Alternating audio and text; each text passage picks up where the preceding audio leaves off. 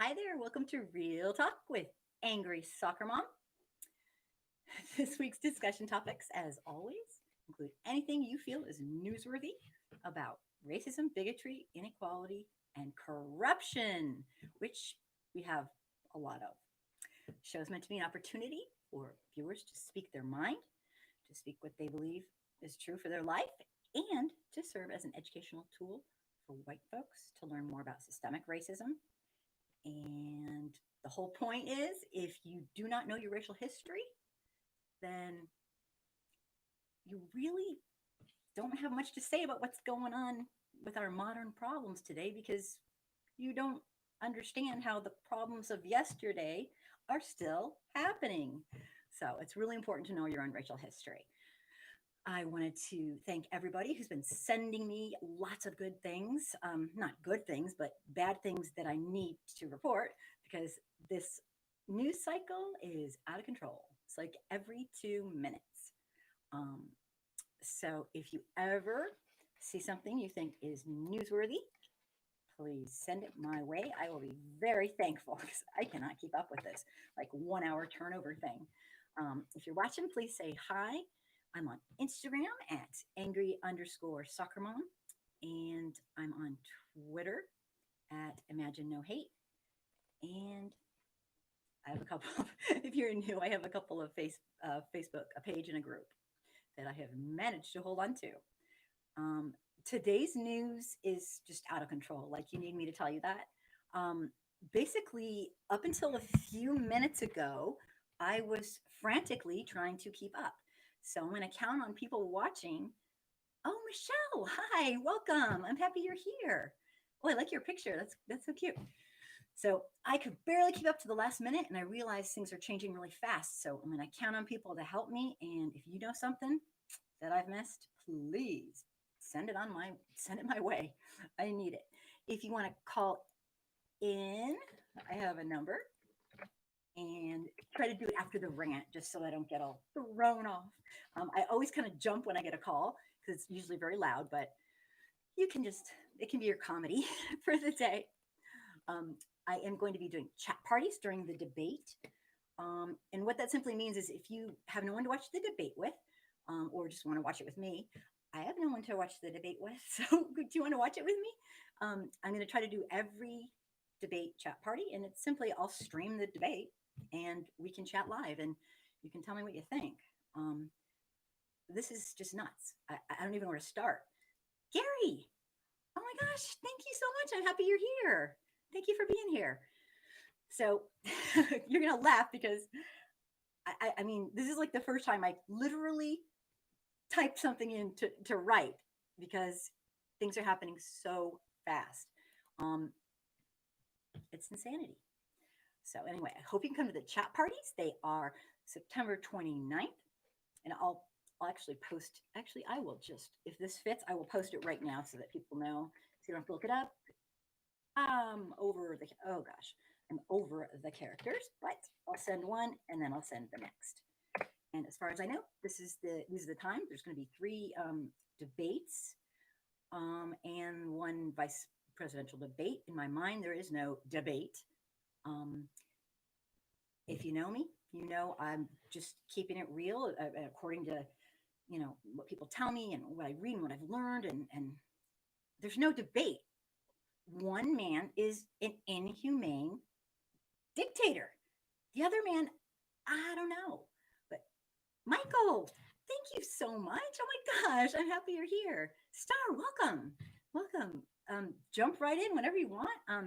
This is a show where I kind of do a lot of talking, but I'd rather be reading your stuff. Um, I have a quick rant. Oh, you're so sweet. Star, never ever have to thank me. This means so much to me. It is the least I can do. I wish I was more popular. I could get to more people. But thank you so much. God, that is so, you have no idea how I need that today. Thank you. Very sweet. I do anything to make this stop. Anyway, I won't. Don't get me all teary. I was a little bit teary today. There's just so much going on, and Well, we'll talk about it. But thank you so much for being here. Um, so think about joining me in the chat party. And yeah, oh, so you get it. And it's just, I mean, I'm not like this big crier. It's just, I don't know. I kind of love my fellow humans. It's kind of funny. I got this. Um, I get, I get a lot of hate mail and stuff like that, which is totally fine. I get it. Um, but I usually don't put it through for my YouTube channel. But one dude just went nuts on me. He goes, everything you said's true, but, and then he just went crazy. And I wrote him back, and his whole point was really strange. I usually get like the same kind of thing. Like, I hope some black person attacks you. Oh, Ramses, hello, welcome. I mean, I get all these weird, bizarre things. Nothing really new, but this was kind of new. He said everything I said was true, but, however, I was way too emotional and extreme about it. And I was like, yeah, he was calling me a Karen. He was calling me something like, okay. But here's my thing. If not this, then what the hell would I get emotional and extreme about? This is people's lives. So I didn't really know what to tell him. Like, sorry, dude. Maybe I actually give a shit about my fellow humans. I don't think that's something I need a prize for, but don't tell me, oh, it's such a weird, I should have put it on here. I just didn't think, but anyway, enough about my crazy stuff. My rant today is not even a rant. Unfortunately, things are coming in so fast. Thank you so much, Star. Oh my God, I love you. Thank you. You're so sweet. It's not a rant. It's basically, I wanted to read this article. It's a real short one, but it just came up in my news feed, and I know you might actually know this and want to jump in. So I'll read it really quickly to you.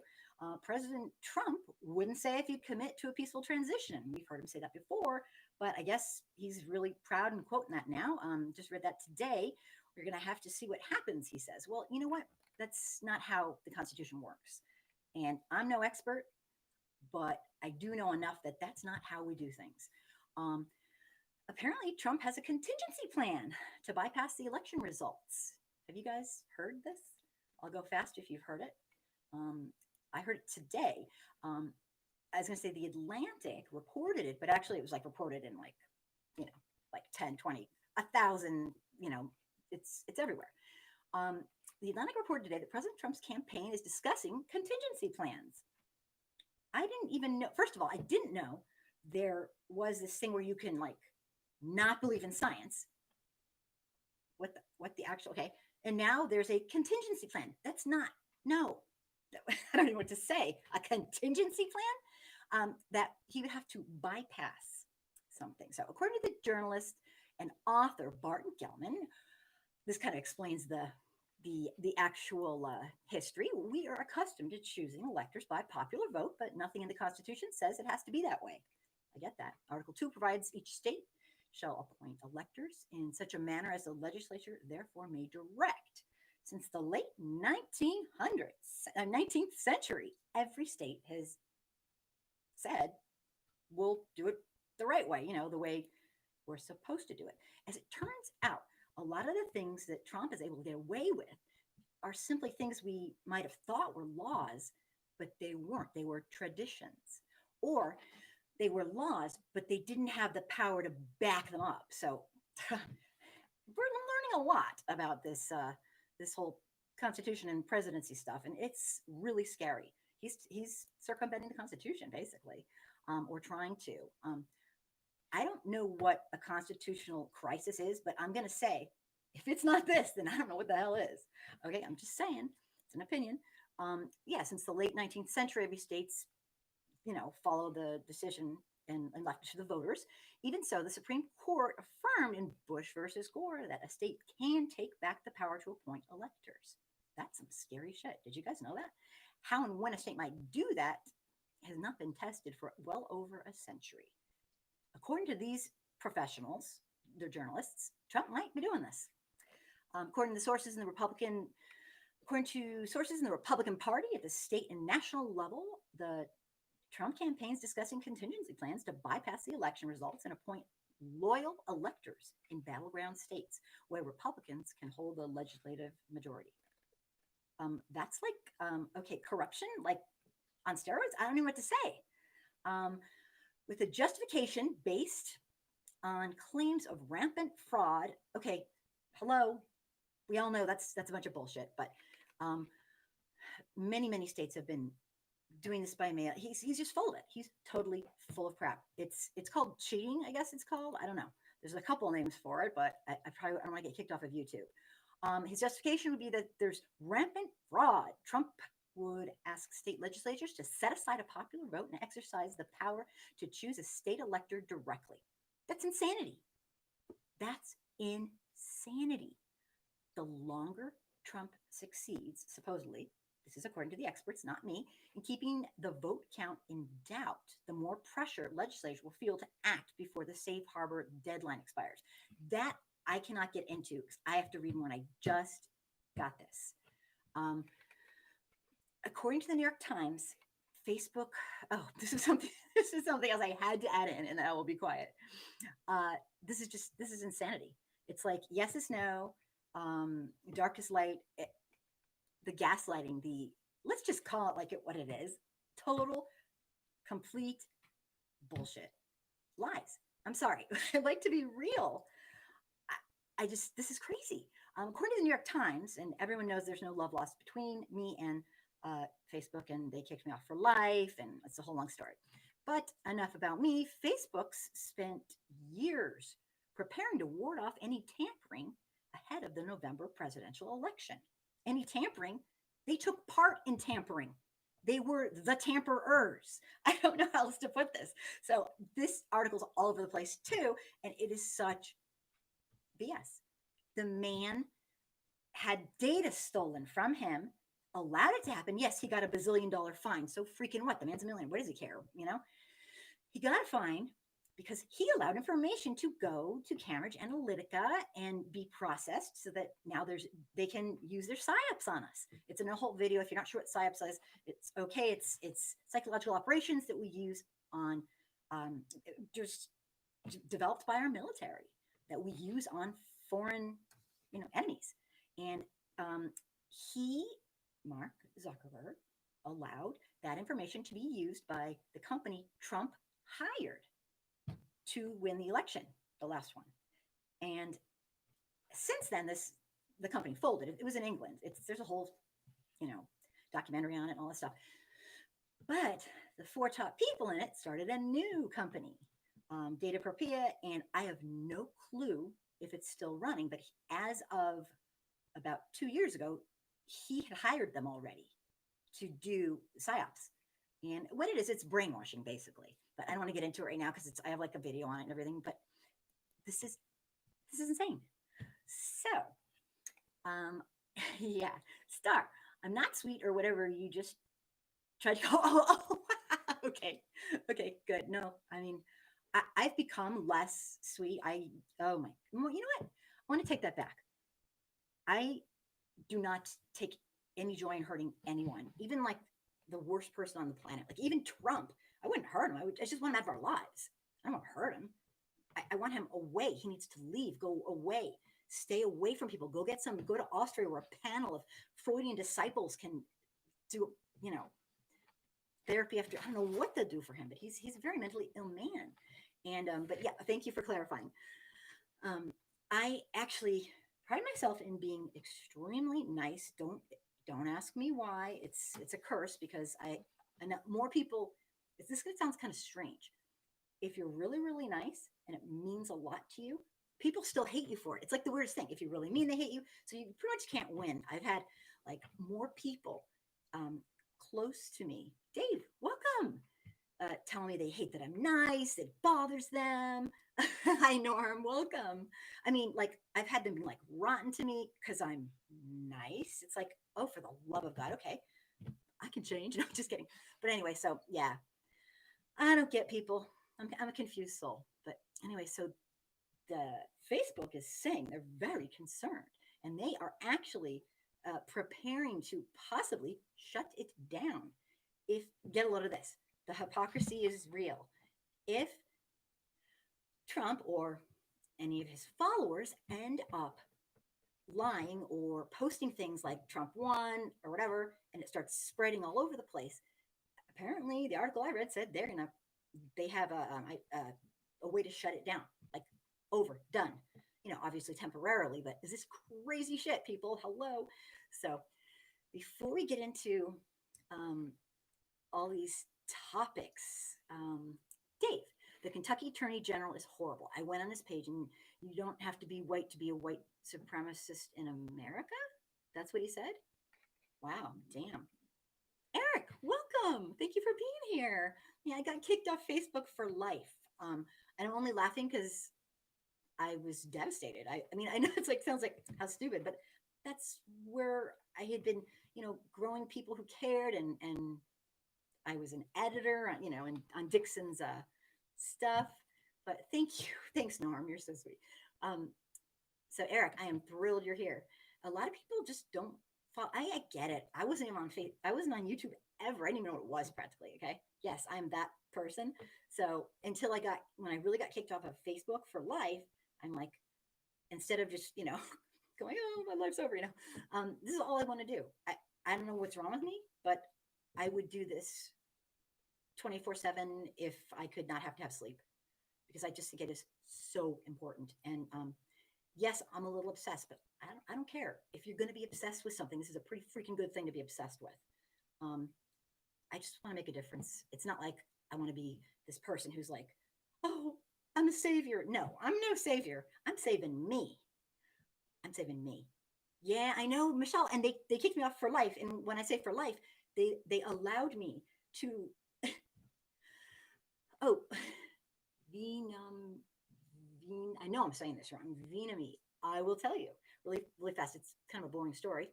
They told me absolutely nothing.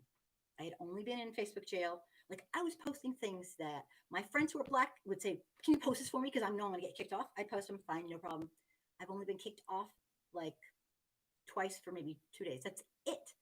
And I guess I crossed the line somehow. And I asked them what I did wrong. They just kicked me off for life. And they let me download. Hi, Janie. Yay, thanks for being here. They let me download all of my files, like everything I've ever done. And they refused. I wrote them a rather colorful note saying what the actual, I was so upset. And I probably shouldn't have written them a note like that, but I wrote them that, like, just tell me what I did. This is not fair. I was just really hurt because they cut me off from what I love to do. And that's try to get people to wake up and care about their fellow humans. And it was really bad. And they won't tell me. So to this day, I don't know. I can only assume that I'm sorry, but Zuckerberg's a racist. I'm sorry. I'll just say it. And I don't like to name call, but we're being real here, right? It's called Real Talk. And he's just unbelievable, is what he is. He is unstinking believable. And I know his wife is of Asian descent. Yeah, totally, Norm. And I feel sorry for his child, because no matter how wealthy you are, it doesn't matter. That child is going to be half Asian, and maybe someday that child will actually need somebody like a parent who gives a shit. And with that kind of attitude, they're going to learn real fast what matters in life. Oh, that's okay, Michelle. That's okay. But it's just really sad. It's really, really sad, and money can't buy that. So, unfortunately, I suppose. But so sorry, I'm a little intense. My topics today are whatever you want to talk about, but of course, I prepared 4 topics. And the first one is, what's one thing I was talking to people on one of my pages, and I still have one of my pages because I snuck my husband as a admin in at the last. Thank you, Michelle. You're so sweet. The last second, because what happened was Facebook, they were trying to shut me down for about 4 months. They didn't post any of my stuff, and I was like, wow, I must be, of course, I must be posting really bad stuff. What's wrong with me? And then I'm like, okay, wait a second. I mean, 0. Everything was 0, 0, 0. And then I'd get like one person who liked it. And this is like from, like, I was getting thousands. It went to 0. So I mean, I was like, hello. And I noticed I have 2 friends / stalkers. You know who you are. And I was getting like a like here, like there from them, because they were going on my actual page. Nobody else goes on my page. They just, see it in their feed. So that's why I was getting like 1 or 2. So I went from like 1,000 or whatever plus or minus a gazillion to one or two. And for that month, I'm like, okay, what is going on? I wrote them, they went right back. So that's kind of the long and short of it, short and long of it. And then I put him on because I was like, something is really weird. Oh my God, really? I'm pretty sure that Facebook is shadow banning me too. Yeah. And they're doing it again to me with my page, but I put him on and I don't think they can, well, they can do what they want. Yeah. I'm telling you, this is, they, for months, they would not post anything that I put. And once I finally caught on and I asked them, and I think I asked them too many times basically, and they just banned me. And I anyway, that's the end of the story. But I was really, really upset because I just feel like, well, I won't get into it, but anyway, Timmy, oh my God, you're here. Yay. This is so exciting. Thanks for being here. Today, the first thing I want to talk about really fast, unless somebody else wants to bring up something, the four things I have are comments from you guys and my friends, my friends, comments from my friends. I asked on my one page, what's one thing you'd like white folks in America to know about systemic racism in your life? And I got incredibly great answers. Um, maybe people who are watching right now might already know all this, but it was educational for the white folks. And I am thrilled at everybody who added. And I won't mention names because I don't really have permission and I don't want to mess anyone's life up or whatever. But that's the first thing I want to do. And I want to know what you think. So I'll ask the question again. My second thing is Breonna Taylor. I really, it's just devastating. I have no words. And so I'm hoping you guys will help because I will do a very quick summary of the details that I know. Dave, I did hear the Attorney General speak, and it was extremely cold. And I get it needs to be all professional, but there's a time and a place. There's a time and a place. And I'm blown away by I don't have the answers, but I know this isn't it. We talked about it. My family, my kids and I talked about it at dinner, over dinner. So it's very, very upsetting. And then there's a couple things I ran into. Timothy feels like it's just another death of another slave. It just kills me that her current boyfriend has to live with that. And she died in her sleep. And it's just like that. And just the way I just can't even. So we will definitely talk about that. I want to know what you think. And while I was prepping for the show, things were starting to, stuff was going down. So, and I don't blame anybody. I don't know how many weeks, months, years, centuries, Black America, African Americans, people, Indigenous people are supposed to wait, not for more than everybody else, just to have some equity in a country that boasts liberty and justice for all. It's disgusting. It's a crime against humanity, in my mind, an ongoing one. And it's just, I can't imagine what it feels like. I don't want to. It has to stop. And this president is obviously loving every freaking minute of it. He's I say it, de facto modern leader of the Ku Klux Klan for the world. I don't care if he says he's not. Give me a break. And that's not after he started presidency. That's how he was before. So this is a dream come true for him. My other thing, this is so crazy. I found some crazy shit he's doing that we don't really know about because it wasn't really in the news. Or maybe you guys know, but I missed it completely. It was an entire page of like all these terrible things he's doing that I had never heard about, and just be corrupt stuff. So that's something we can talk about. Oh, you got nabbed for something. Do you feel, as a general matter, white America wants to end the system of white supremacy and replace it with the system of justice? Yes. I feel like if I had to say yes, that being said, yes, that being said, um, the apple doesn't fall far from the tree. Yeah, in some cases, that is, yeah. I'm going to answer to that. That's a great question. I do, yes, but I also think that this country has, because this is who we are.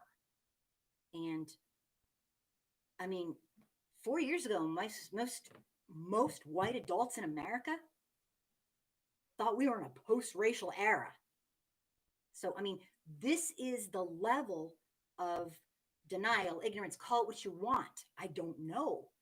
And so it's like we are so much worse off with our understanding of systemic racism and what it does to our fellow humans and our real past. It's because our real racial history isn't even taught. So I think I've seen for the first time in my entire life white people starting to actually, I don't want to say this, kind of catch on. Now, part of the problem is this: they're catching on, but I don't know that they're spreading it to their other white friends. I don't know that they are educated enough to do so, because you really do have to know your shit to be able to spread it. Because you can't just say, "Oh, that's mean, that's racist." You got to really explain and teach. And for people to have this fundamental shift, and obviously it has to be bottom up. People have to teach. That's why I push white folks, learn your racial history. It's okay. Yes, it's shocking, but once you learn one thing, you'll just want to learn more and more and more. It's like opening up the real world to you. You won't be able to stop, because you'll want to, like, I don't, for me, I'm like, when I was younger and I sort of learned one thing, then you learn another thing, and then it's insanity. You can't believe you've been lied to your whole freaking life. And it's not our fault we were lied to, but once we're here, it's like, no, we didn't build the system. No, we didn't enslave people, but we benefit from it. And we're still doing it today. Systemic racism is alive and thriving. So because we don't just get born and say, oh, a lot of people say to me, oh, that's just the way it is. And I just say, that's the biggest crock of shit I've ever heard in my life. That's just the way it is. No, no. They say, oh, it's ingrained in humans to be like, no, that's denial. That's a classic cliche denial, because we don't want to face it. Our real racial history. It's history. We have to face it, because if you can't face our real racial history and you're white, then you do not understand at any fundamental level the major issues that are going on today because of it. It's like, and I want to warn somebody, I'm going to talk about spousal abuse for a minute, because I know that's a trigger for some people. Like I say, I can't think of a better way to put this, so I'm going to just say it. It's like your husband or your wife smacking you in the face and saying, forgive me. It's like we're still doing it. So we're not even at that forgive stage. We're still doing it. So anyway, I'm spazzing out. But yeah, so I get a little crazy. So yes, but I think we have a long ways to go. Long ways. And that's why a lot of folks will say to me, like, they'll say, angry soccer mom, they're just both bad, Trump and Biden. Well, and I get that. And I am not here to tell anyone, a person of color, a Black person, an African American person, an Indigenous person, how to be, how to think, how to feel.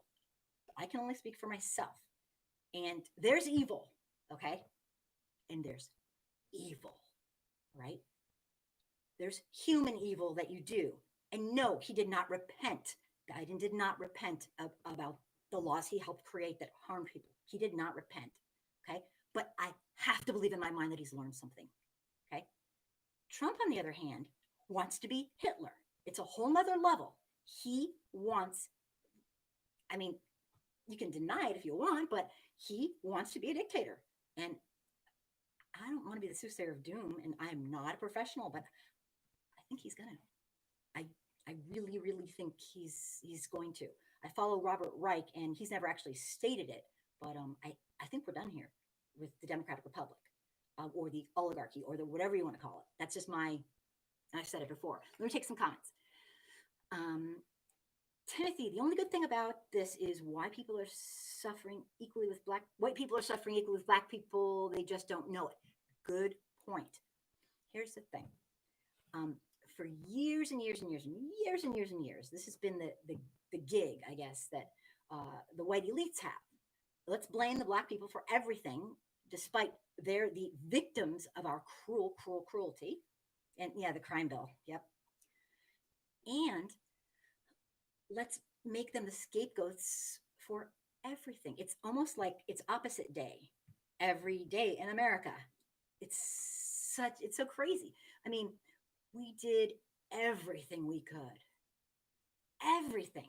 I wrote this poem, okay? It's goofy. I'm not a poem writer. I'm not even a writer. I can't write worth beans. But it's me, so of course I try. I wrote this poem explaining the whole thing. And I've never read a poem into a camera or whatever, and it was really bizarre, and I was kind of embarrassed, but it was really, really from the heart. I wrote it the night he got elected, and I've been working on it for the last 3.5. That's how bad I am. It's not even good. I just posted it up, and it explains this foolish trick that has been, done on white folks, and we've been suckers, total suckers, blaming the wrong people for all our problems because it's just so damn easy. And that is the wealthiest elite's worst fear, is that we actually, what Timmy said, we actually say, you know what? We have a common plight, whether it's economics, because white folks are getting wiped out and they're starting to realize, wow, it really sucks to not have money, doesn't it? And they're starting to feel it, and they're thinking, damn, and whatever it takes, I'm in. So maybe this is a good thing. But here's the bottom line: if we could unite the wealthiest elite, I mean, we would be the voting bloc. But every time, like Michelle Alexander in her book, The New Jim Crow, points out so eloquently, every time the average white folks start seeing a common plight with black people or African American people or anyone who's not white, the establishment, the powers that may be, throw in some BS propaganda crap, and they pull this crap, and white folks just fall for it like suckers every time, like racist suckers, and it's disgusting.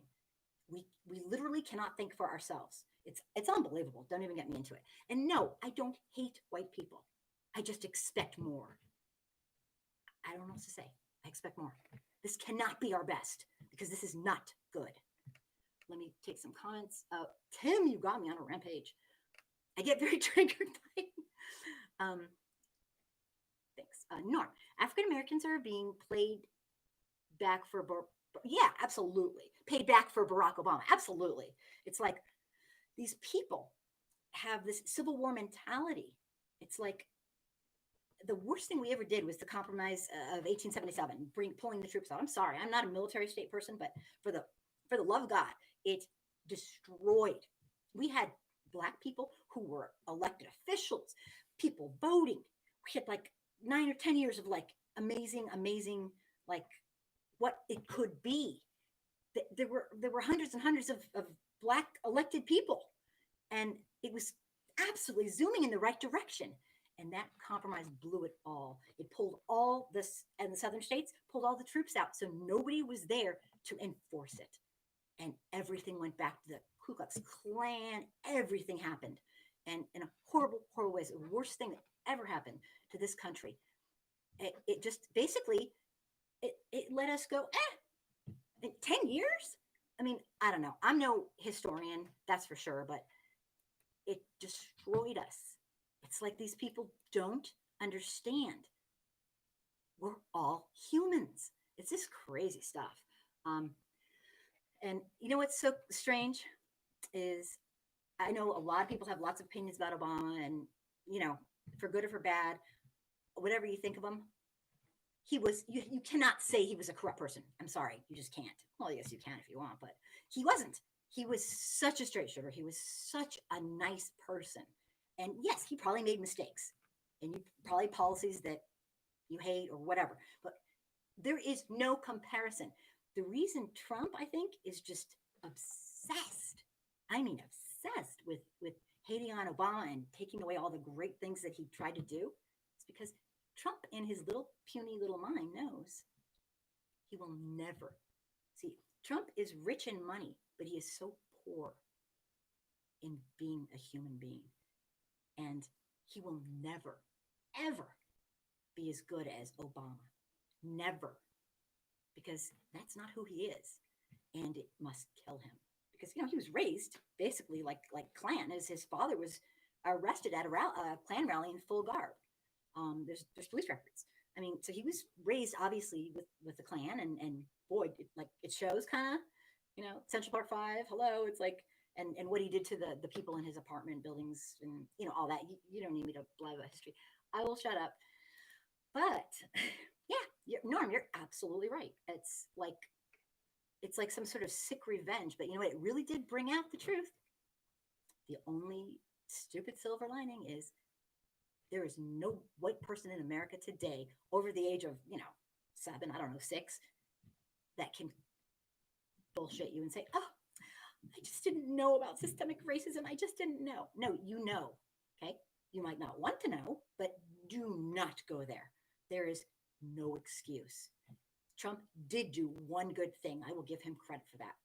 He brought out the ugly truth so that people, because we're just as segregated as pre-64. So a lot of white folks in America, they don't have a single close friend that's not white. All they get is the BS. Let's say they watch Fox News, for example. Then they're spewing their hate left and right, and it's state-sanctioned TV, so that's what they get. Or maybe they're 40 or 50 or 60, and they watched all the media, the television shows that had token black people. So these people do not have a single close friend who is not black. In fact, they don't have a single close friend that's anything but white. They don't live with them. They don't work with them. They have no clue. So they're believing all this BS. It's like, how would you make a friend find out that this is a joke? It's all a joke. Every group has people who are struggling and people who are nice, and but the white supremacy that we have to uphold in this country has made this so ugly. And white people are just being fooled. We're being fooled because we truly think that maybe someday we'll be rich too.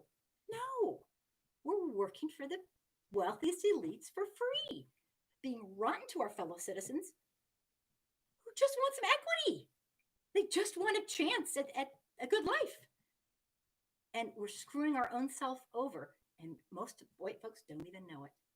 When I meet a Trump supporter that's white, I think it's pathetic. Sure, be as racist as you want, but you're really screwing your own self over.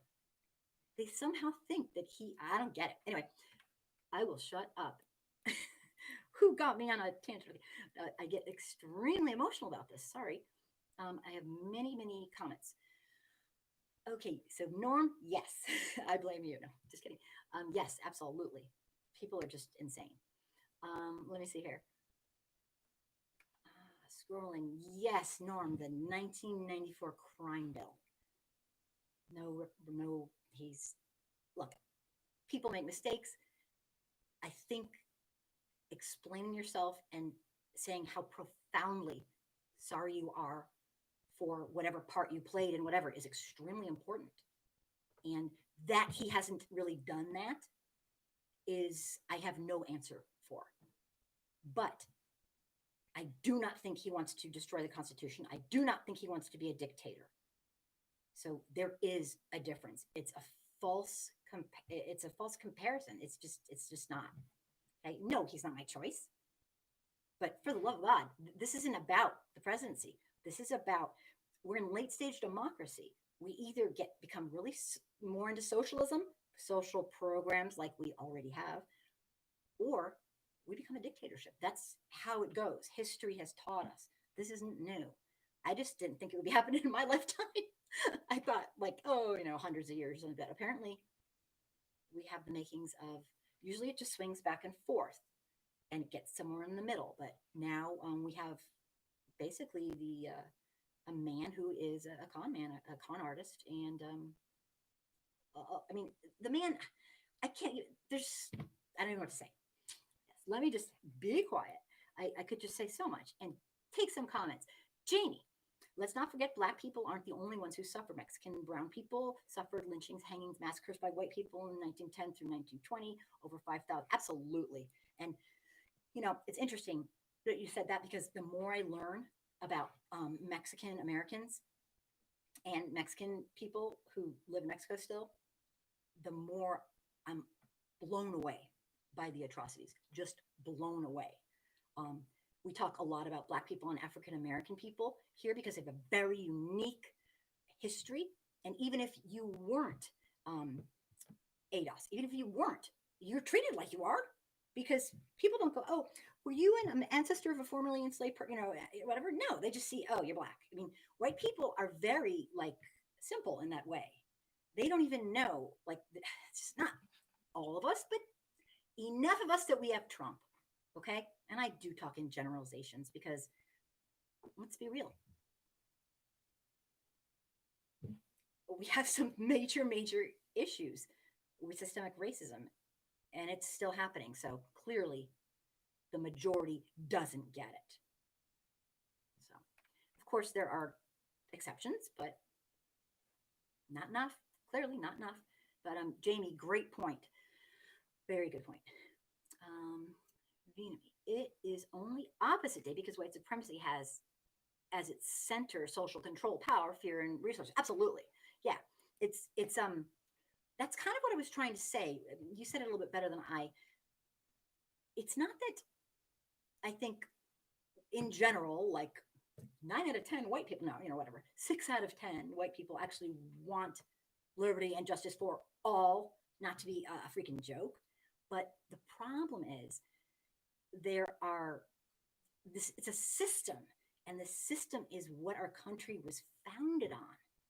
Now, if we back up, I've learned a lot about the founding fathers, and the founding fathers absolutely knew that slavery was going to be ending soon. I mean, they saw England, okay? They couldn't, as a whole, take it upon themselves to actually put it in there, and it was discussed. It was discussed.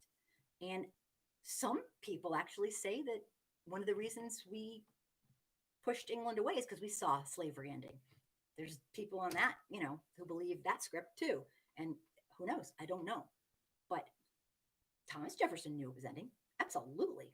I just went down to DC, and if you go to his memorial, he says it right on the wall. He says it literally right on the wall. Now, clearly, he couldn't take it upon himself to actually be moral and do the right thing, but they knew. In fact, if you read the Cornerstone speech by the Vice President of the Confederacy, it's a vile piece of writing, but it is telling. They hated the founding fathers. Guess why? They were too liberal. They suggested that Black people were actually human in the sense that they knew it was ending and that it was wrong. They knew it was wrong. The founding fathers did. And the Confederacy hated them for it. So we get some sick shit going on here. Like the hateful people hate the kind of very hateful people. And then it's like we have levels here. So, and we've never faced our racial history. We've never fessed up to we don't even admit that we're still doing it. It's crazy. So this is a big thing. Let me take more comments. 100%.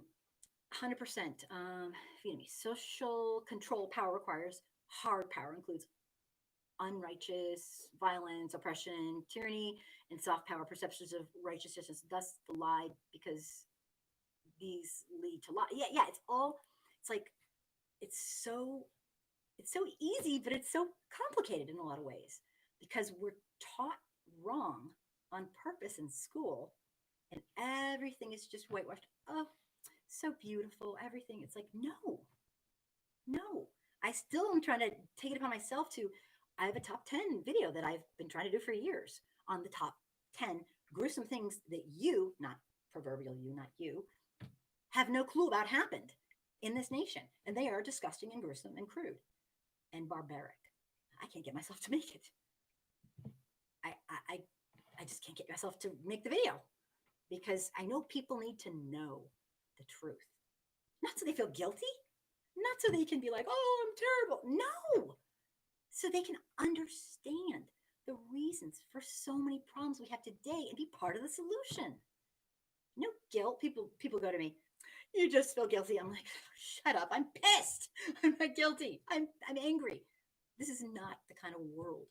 This is not the way it should be. This is sick shit. And I'm angry. And it is not guilt. It is anger. But they always try to, like, maybe you're guilty, but no, this is mad. Great points. Boy, oh boy, oh boy. We have to talk. Those are really points. Adam, welcome if you're still here. I've been blabbing and blabbing. And C. Willis, hello. Thanks for saying hi. Oh, Mr. FS Black. Yay. I hope everyone's still here because I have not shut up. I'm going to try to just be quiet and read. I get carried away. Hello. Norm, Obama never uttered a word of Bush the whole 8 years when he took office. Absolutely. It's called being a gracious, mature. Here's part of it. I read something today that I'm not saying maturity, but it's a reverence for the office. It's a humbling office. You're the president of the United States of America. It's like, I could not think of a less humble, more incredibly selfish, horrific human than Trump. He has no respect for the Constitution. He has no respect for the laws. He thought Frederick Douglass was still alive. Okay, I'm just saying, the man is a freaking moron. I don't mean to call names, but I have to be real. It's not name calling. He's mentally ill. Something's wrong with him. Also, mentally ill people don't have to act like this. No, this is more than mentally ill. Something's extreme, like I have to tell you. Now, a lot of mentally ill people are some of the nicest people on the planet. No, this guy's a whole nother, not good. I don't like to name call, but he's just insane. I don't even understand it. Yeah, of course he didn't. Yeah, because he's respectful. And whether you loved his policies or hated it, it's like some of the, I am not a Democrat. I am clearly not a Republican. That's scary. But I'm a person. I don't have a party. I vote for the person I think is the most humanistic. And that is it. I do not vote my interest, my personal interest. I vote who's most humanistic. And it's like, we don't know the thousands of decisions that a president is going to make. Okay? We don't, because they don't tell us. But if you start with someone who's inhumane, for the love of God, it's like every decision that person makes is based on their lack of ability to empathize and be human and use critical thinking skills and care. So it's like when the night I had to wake my children up in the morning and tell them that Trump had won was one of the hardest days, because I didn't know how to tell them that a cruel, inhumane person was going to run the nation. And I knew I had studied him, what he had done to people already. What he did to the Central Park Five is unconscionable. Those kids, they were kids. I did a bunch of videos on it. They were young teens. They were children. And he destroyed them and their families. And he's a sick, sick man. That's the first thing I ever heard about him. I knew he had a game show or some sort of like a reality show, but I had never watched it because he sounded so conceited. I knew he said, like, you're fired, and like saying that to people. That's mean. It's just, I don't know. He's a very mean-spirited man. But yeah. Mr. FS Black, after the Breonna Taylor indictment, I'm avoiding the news for a while because it'll only make me more upset. Yeah, you might want to skip out because that is one of our topics tonight. I want to know what you think. It's awful. And it's constantly changing as we speak. I absolutely understand. So we'll talk about it later and just totally skip out. I wouldn't want to hear it either. No, if you tell a poor white man he's better than the wealthiest, yes, yes, yes, yes, yes, Lyndon B. Johnson, you know it. That's the quote. And I always should have it on hand, but I never do. So now I got to look it up. That's the famous quote, antiquated, rude, but so concise and true. And that is the truth. Let me see if I can grab it really fast for people who don't know it. Um, 1 second. Oh my gosh. Might take me a second. 1 second. The pressure's on. Ta-da. Okay, I'm gonna read it. This is what Lyndon B. He was just very blunt and apparently to the point. This is what he said. And I'm getting it off of Snopes. Oops, not anymore. I'm not. Oh my goodness. President Lyndon B. Johnson once said, and remember, this is very antiquated, if you can convince the lowest white man he's better than the best colored man, he won't notice you're picking his pocket. Hell, give him someone to look down on, and he'll empty his pockets for you. That, as disgusting as that is the freaking truth. Good point. It's the truth. And we've fallen for it. Decade after decade, like fools. And what it's done to our fellow humans is unconscionable. Norm, I'd love to see those vids. Oh, I'm already, which vids? Go on. I wasn't sure which one you're referring to because I'm just like blabbing out of control here. But Norm, thank you for bringing that up because that is so true. See, Willis, I agree. No, he is a moron. Yeah, he's horrible. I'm not into name calling. So, are you voting for Biden? I promised myself that, and this was years ago.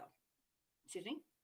I promised myself that I would not vote for anyone unless they had a comprehensive, I'm just being honest because that's what I do, comprehensive plan to end, dismantle systemic racism in America. Okay? I promised myself they will not get my vote.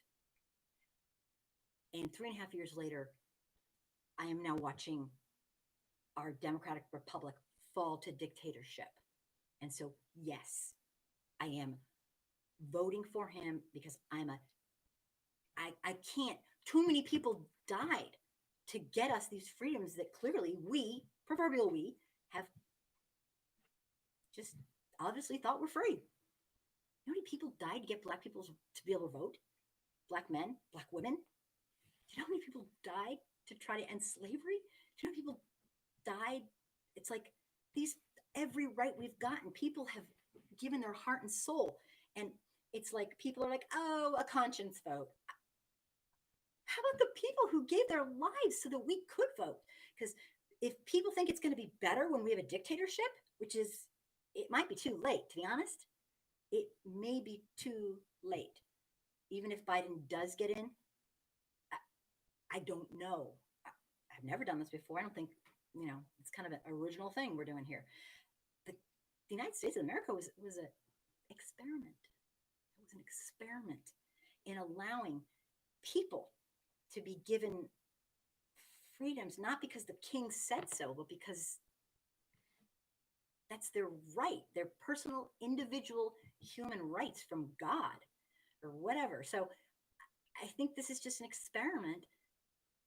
And we became uneducated. We, proverbial, that's everybody, not you that I'm talking to, because I don't know you that well. And I'm sure if you're here, you're very educated. But we took it for granted that freedom is not free. And now we have a man who's showing us the truth. And the truth is, the Constitution was a great document, but the man's circumventing it. He's a con man. We put a sick person in an office. And Heather, no, I don't know you. Of course not. Nothing I say is personal here. I don't know, to be honest. When I'm talking to people, I never look up at their pictures. I have no clue if people, I know we have one person from India that I don't know how she does it, but she gets to this. One person from India, one person we had from Australia. And I know that kind of thing, but I have no idea the racial background of almost some of my friends. I do, but not some of my really close friends. But I never go on people's Facebook. Like, well, now I can't because I'm kicked off. But I mean, I never did before. I don't know why. Maybe because I'm old. But anyway, it's like I think it's like it's their personal space. You know, people sometimes go on. Um, ah, welcome, Mo. I'm going to say it, Mohako. Welcome, welcome, welcome. We're talking. Actually, I'm just blabbing. There's a bunch of topics today, but I'm just kind of blabbing, so I better get to it. Star. I'm not a Biden fan, but Trump has to go. Yeah, I mean, I do not. He was not my. No, no, no. And a lot of my Black friends aren't voting for him. They're not voting at all, and that's their prerogative. It's their rights. My point is simply this: that this might be our last vote. I don't know. That's all. I think we're just beyond. We're like beyond all this. Like it's more than just which man can do the job. It's which man isn't going to be Hitler, basically. That's just my take. I mean, thank you. Let me just back it up here. I take back saying yeah, but at this point, if a 5-year-old could get Trump out, I'd vote for. That's yes. I told people I'd vote for my freaking pet rock. Trump's a monster. He's a sick man. I would take a child and I'd take my pet rock. I would take a dog. I don't anybody. So that's kind of where I'm at. There's just no comparison. He is destroying. I've always hoped I could see the day that we create a more perfect union. And if Trump wins again, it might be too late, but if he wins again, or if he won't leave, that's done. That's over. That dream's gone. I keep hope. Maybe because I'm white. I don't know. But I keep hope that maybe we can create a more perfect union and make liberty and justice for all actually mean something for everybody. When I worked in Compton, California, when I was 23 years old, I was a school teacher. And at the time, they boasted the #1 murder rate in the country. It was redlined there. It was my kids. I had 38 kids in my class, little kids, because I was elementary school. Little children, 38. It's like, it was insanity. I had kids that couldn't read, and I had kids that were reading in college level. I mean, it was, and my kids were gifted and wonderful and brilliant. And they had such hard lives, all because of what we did. We collectively as a country. And I had so many hopes that maybe they'd grow up and somehow, I don't know. It's just really, I never thought we'd be here. That's all I'm saying. Ronald, welcome. I hope you're still here. So Star, yes, I'm voting for Biden. Yes. See what? I'm going against, I promised myself not a chance in hell, but I'm not a perfect person and he has to leave. See what else? There's not a white man in here that would trade places with me, and I'm rich. Chris, yeah. Oh, yeah. Yep. Mm-hmm. Just love. That says it all. That says it all. Also, I like Jane Elliott. She was the first person I started following her when I was 18, and she's the one with the blue eyes, brown eyes experiment when she was little, which now she'd be like arrested for. But very telling. It's on my channel if you want to see it. It's amazing. I recommend all white folks see it. It's an experience, what she did. A social experiment that would never be allowed now, of course. She'd be like, oh, child abuse. But she came back years later and talked to all those kids. And it was a profound experience. And every last one of them was like, it changed their life. And I actually do a seminar that I can't seem to get white folks to go to, but I do a seminar that has experiential learning is powerful. It can be done, but you have to want to care. And that's kind of not where I'm at exactly. But oh my gosh. what I also loved was what she said to her audience. And this was what Chris Rock said. Oh my God, that's profound. It says it all. She said to her audience once, or maybe twice, I don't know, maybe a lot of times. She said, audience is audience of white folks. Raise your hand if you'd like to be treated the way we treat black people in America today. And nobody raised their hand. And she said, excuse me. This is also on my my YouTube channel. I like bow down to these people. She said, excuse me, maybe you didn't hear me. How would you like to be treated the way we treat black people in America today? And then she went on to say, so you do know a little bit about systemic racism, don't you? You know, all the deniers and all that. Yeah, you do. A little more. So we do. We know a little more than we even tell ourselves. So that was very powerful as well. But yeah, Chris Rock, absolutely says it all. Let me see. Star. I'd say, okay, I said that. Okay. No, you don't know me at all. That is true. That's why sometimes people will say, I'm not racist to me. I'm like, I didn't say you're personally a racist. My God, I don't even freaking know you. People get really defensive. White people get defensive about the racism thing. Hello, Kim Hop Oswald. The topics today are Breonna Taylor, corruption numbers, and I'm blabbing so much when I get it, anarchist jurisdictions, and one thing you'd like white America to know about systemic racism in your life. And I have tons of comments, tons of awesome comments. Thank you for asking how I was. Sue Wells, start. I'm not a Biden fan, but Trump has to go.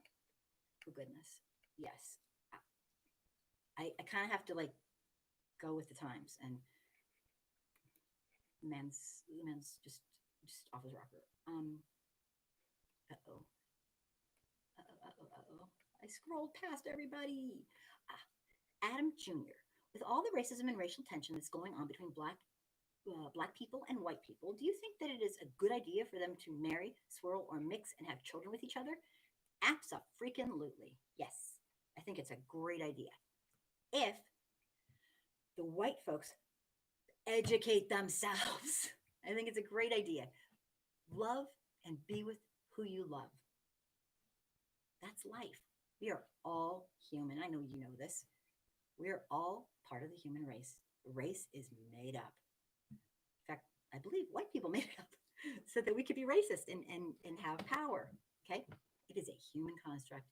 Abso-stinking-lutely. I think everybody should be together, and life doesn't have to be this way. And yes, I am very much an idealist. And I know Philip Scott believes that everyone should have an African plan and all that, and I get that. I wasn't really understanding that about a year ago, or 9 months ago when he interviewed me, and I wasn't there. I don't know how else to put it. I was like, no, come on, there's hope. And I'm not saying there's not hope, but I strongly think everyone should have their passport. I see him following in Hitler's footsteps, and I'm not even a historian, and it's pretty obvious. I think everyone should have a plan. It might be too late. I don't know. But yeah, no, I think everybody should. Oh my God, absolutely. I think you should. The only thing I think is not such a great thing is the fetishism stuff is kind of weird. I don't know a ton about it. I did do a show on it and nobody came to it. But afterwards, like everybody watched it, like they were embarrassed or something. I don't know. I did a fetishism. I can't even say it. And I had a guest speaker. It was really nice.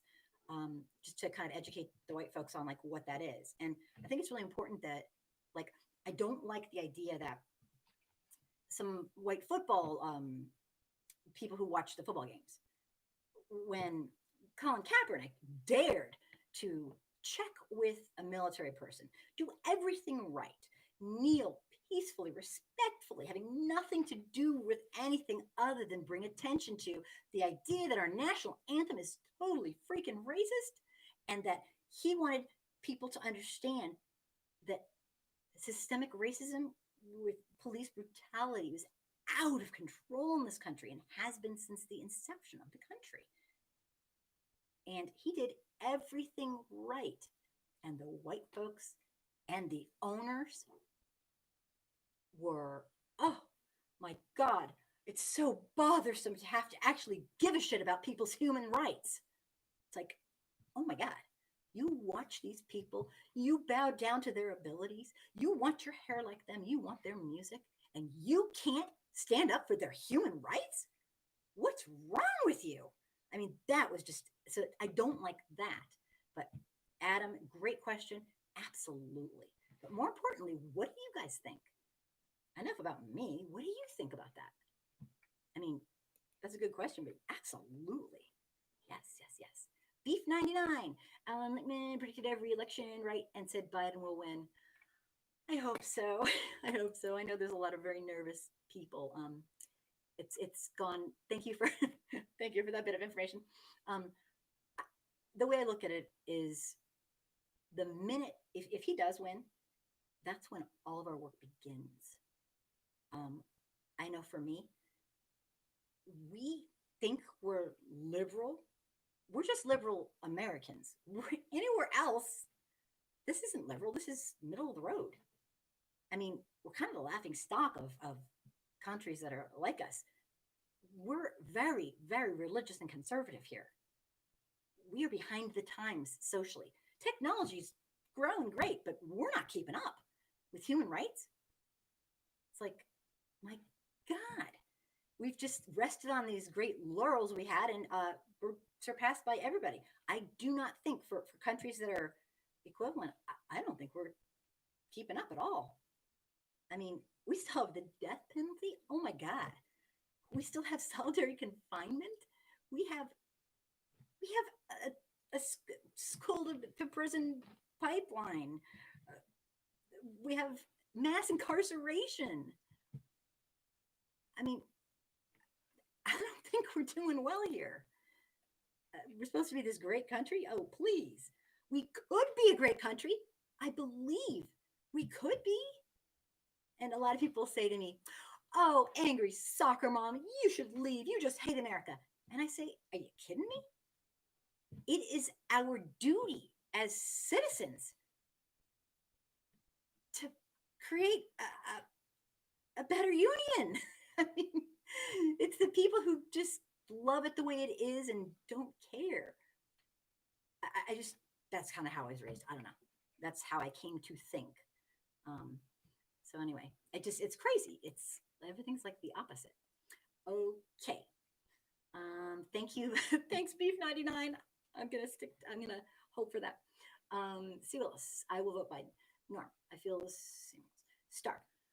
I do not have a picture of myself on my, oh, okay. Interesting. Yeah. I don't know what it is about that. I never, well, okay, I have bad vision anyway, but, and they're really small.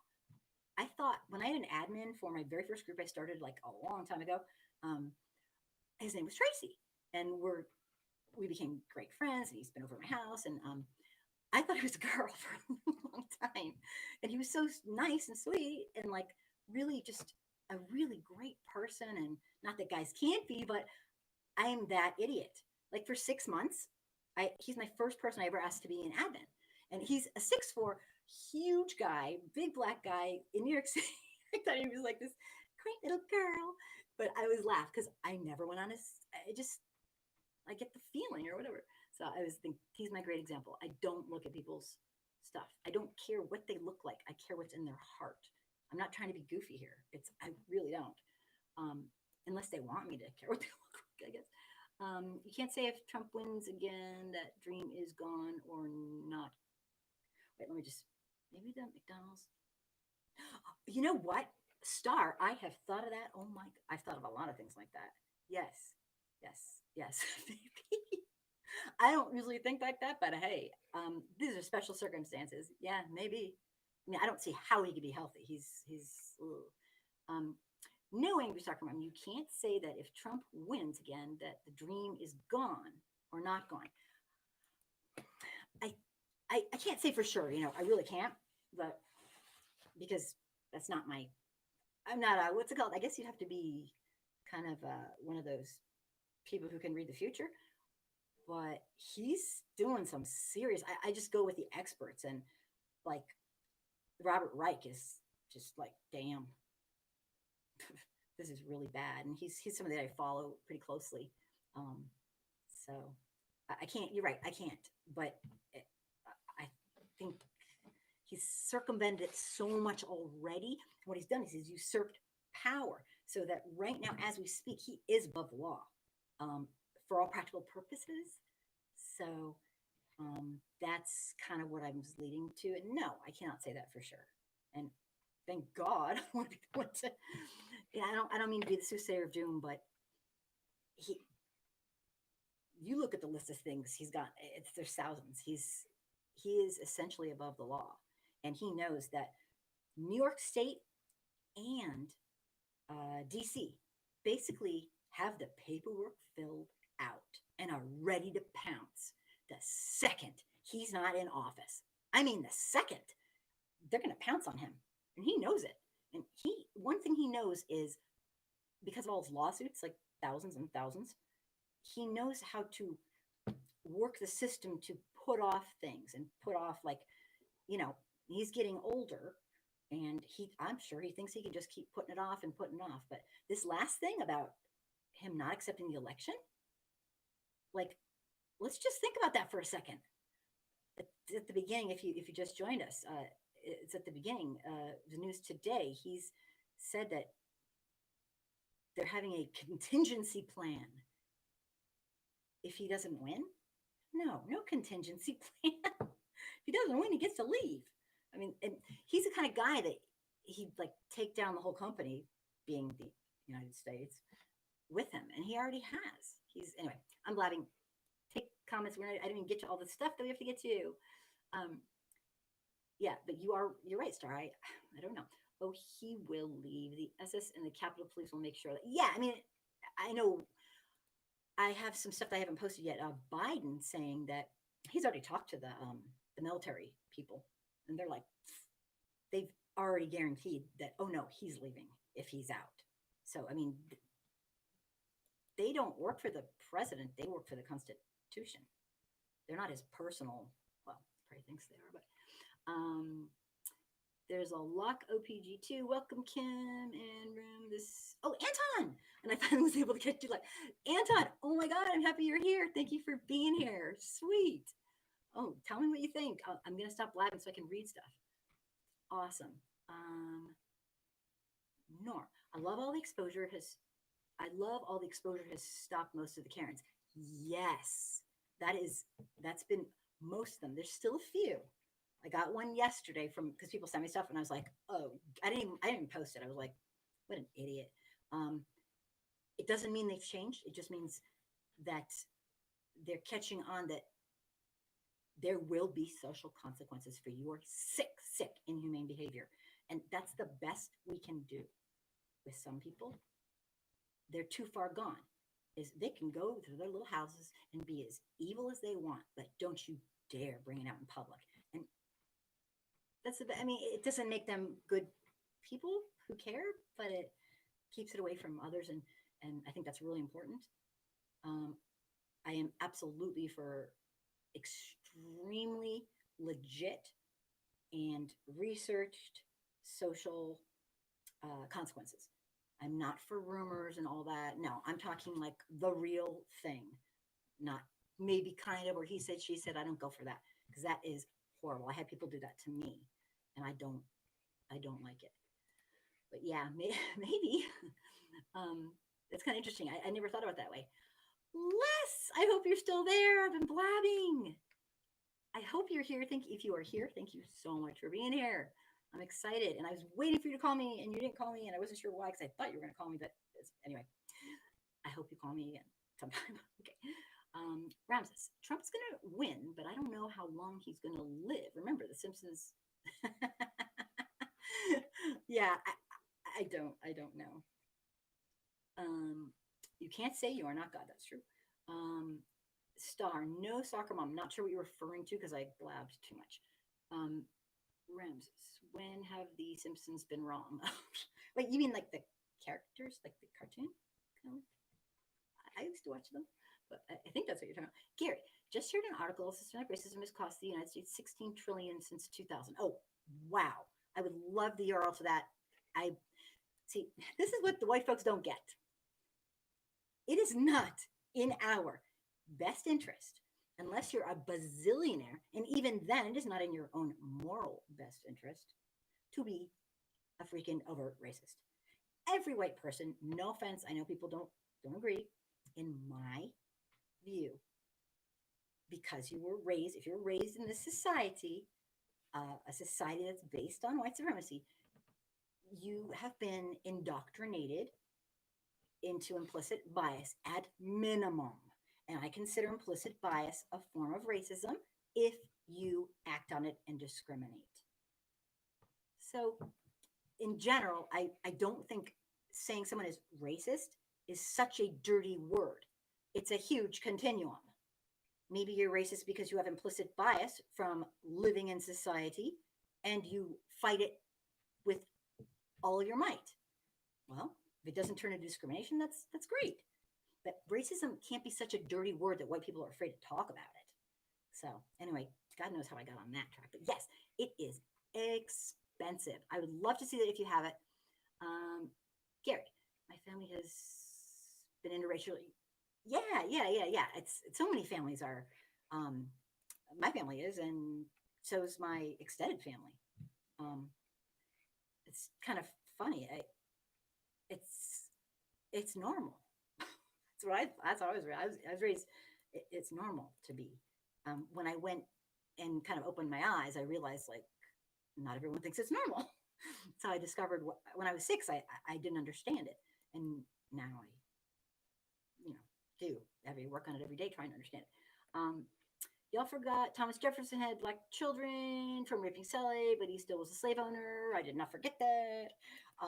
It is a very, very just that's a whole show in and of itself. Um, yeah, there's so much to be said. So much to be said. I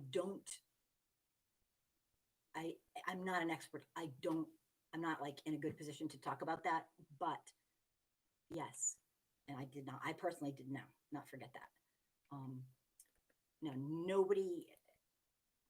I don't know too many people who believe that the founding fathers were perfectly moral in every way. Not all of them owned slaves, but most of them did, and that's unconscionable. So, you know, can you be a person who writes a brilliant document and be morally really correct, or know the truth of what's right yet not do it? You tell me. I don't know. It's a terrible, terrible thing. Um, let me see. The third verse. Oh, of the national anthem. Maybe you're talking about. Ramses, the Simpsons are not God. Okay. No. Trump is going to prison after his term is up. You know what? I used to say I don't care what happens to him, but after he lied every single day 50,000 times, no, I just want him away. I don't, whatever, I just want him out of our lives. But yeah, he probably should, I guess. I don't know. I just want him out of our lives. Never to hurt anybody again the way he's hurt people. I knew he'd be bad, but he has outdone himself. I didn't realize. I thought, oh, he'll take us back 50 years. He'll do this. No. If he wants to take us back, I truly believe he'd love to take us back to the slave days. I truly believe that. I know there's no proof of that, but it's just the way he. He went full Hitler at his Ohio rally. Only whites in attendance and most of them no masks. The man is a monster. I don't know what else to say. Yeah. Oh, okay. The cartoon show. Good. Did I skip anybody? Oh my gosh. I don't think so. Star. There'll be white people that are not racist, but some are scared to speak up about it. Yes. And Star, that is what I have a 101 series.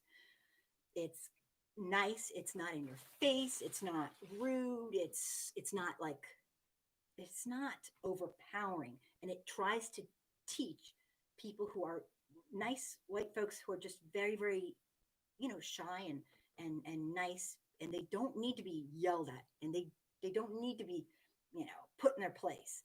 um they're not racist. They're not racist. They just they just need to learn. And I run a group actually that's a beginners group, and I really haven't given it much attention because all my admins ended up having to leave. But it's a group of like 5,000, and it's for beginners, not just for racism, though, for everything, totally intersectional. And you will meet Quakers, you will meet Christians, you will meet people from Israel, meet people from Palestine, you will meet transgender people, you will meet Muslim people. Did I ever say that? You will meet black people, white people. It's crazy, and you will get to know them and become friends, and it is absolutely a wonderful thing. And we teach gently, we teach nicely. We don't put up with crap, but we don't pounce. We try to make it a learning environment, and yeah. Um, Let me just see here. Yes, some are scared to speak up. That's why I want people to find their voice. That's kind of what I try to do is help people find their voice.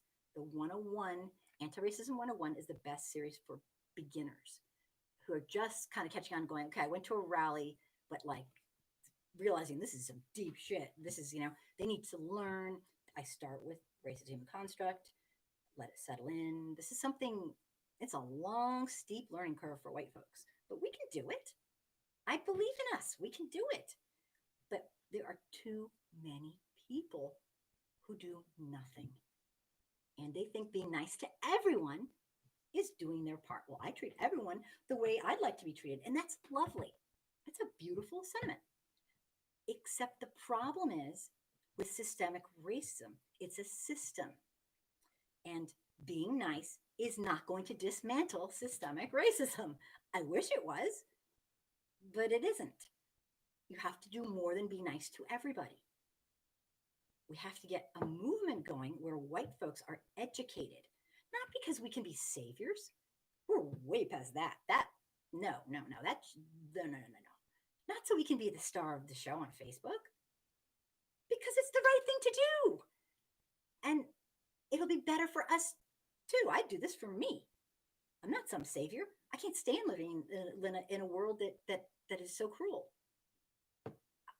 Since I was a little kid, I was like, this is sick shit. And I never, until I went online, I never met anybody who thought like that. And I thought I was crazy. I thought I just wasn't meant to be here. Like I wasn't normal.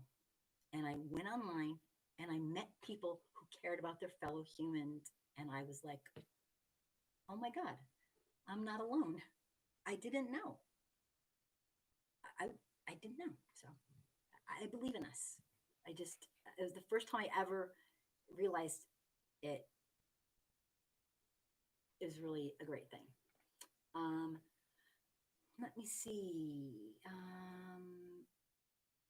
I know some are so scared to speak up.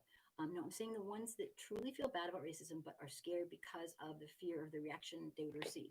Um, yeah. Oh, okay. Well, here's the thing. Maybe my standards are too high. I don't know.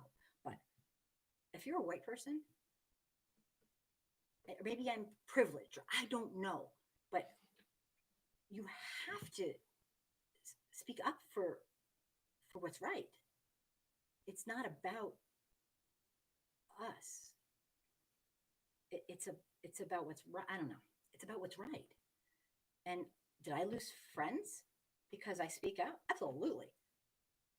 That's something I'm willing to live with. And I lost a lot of friends.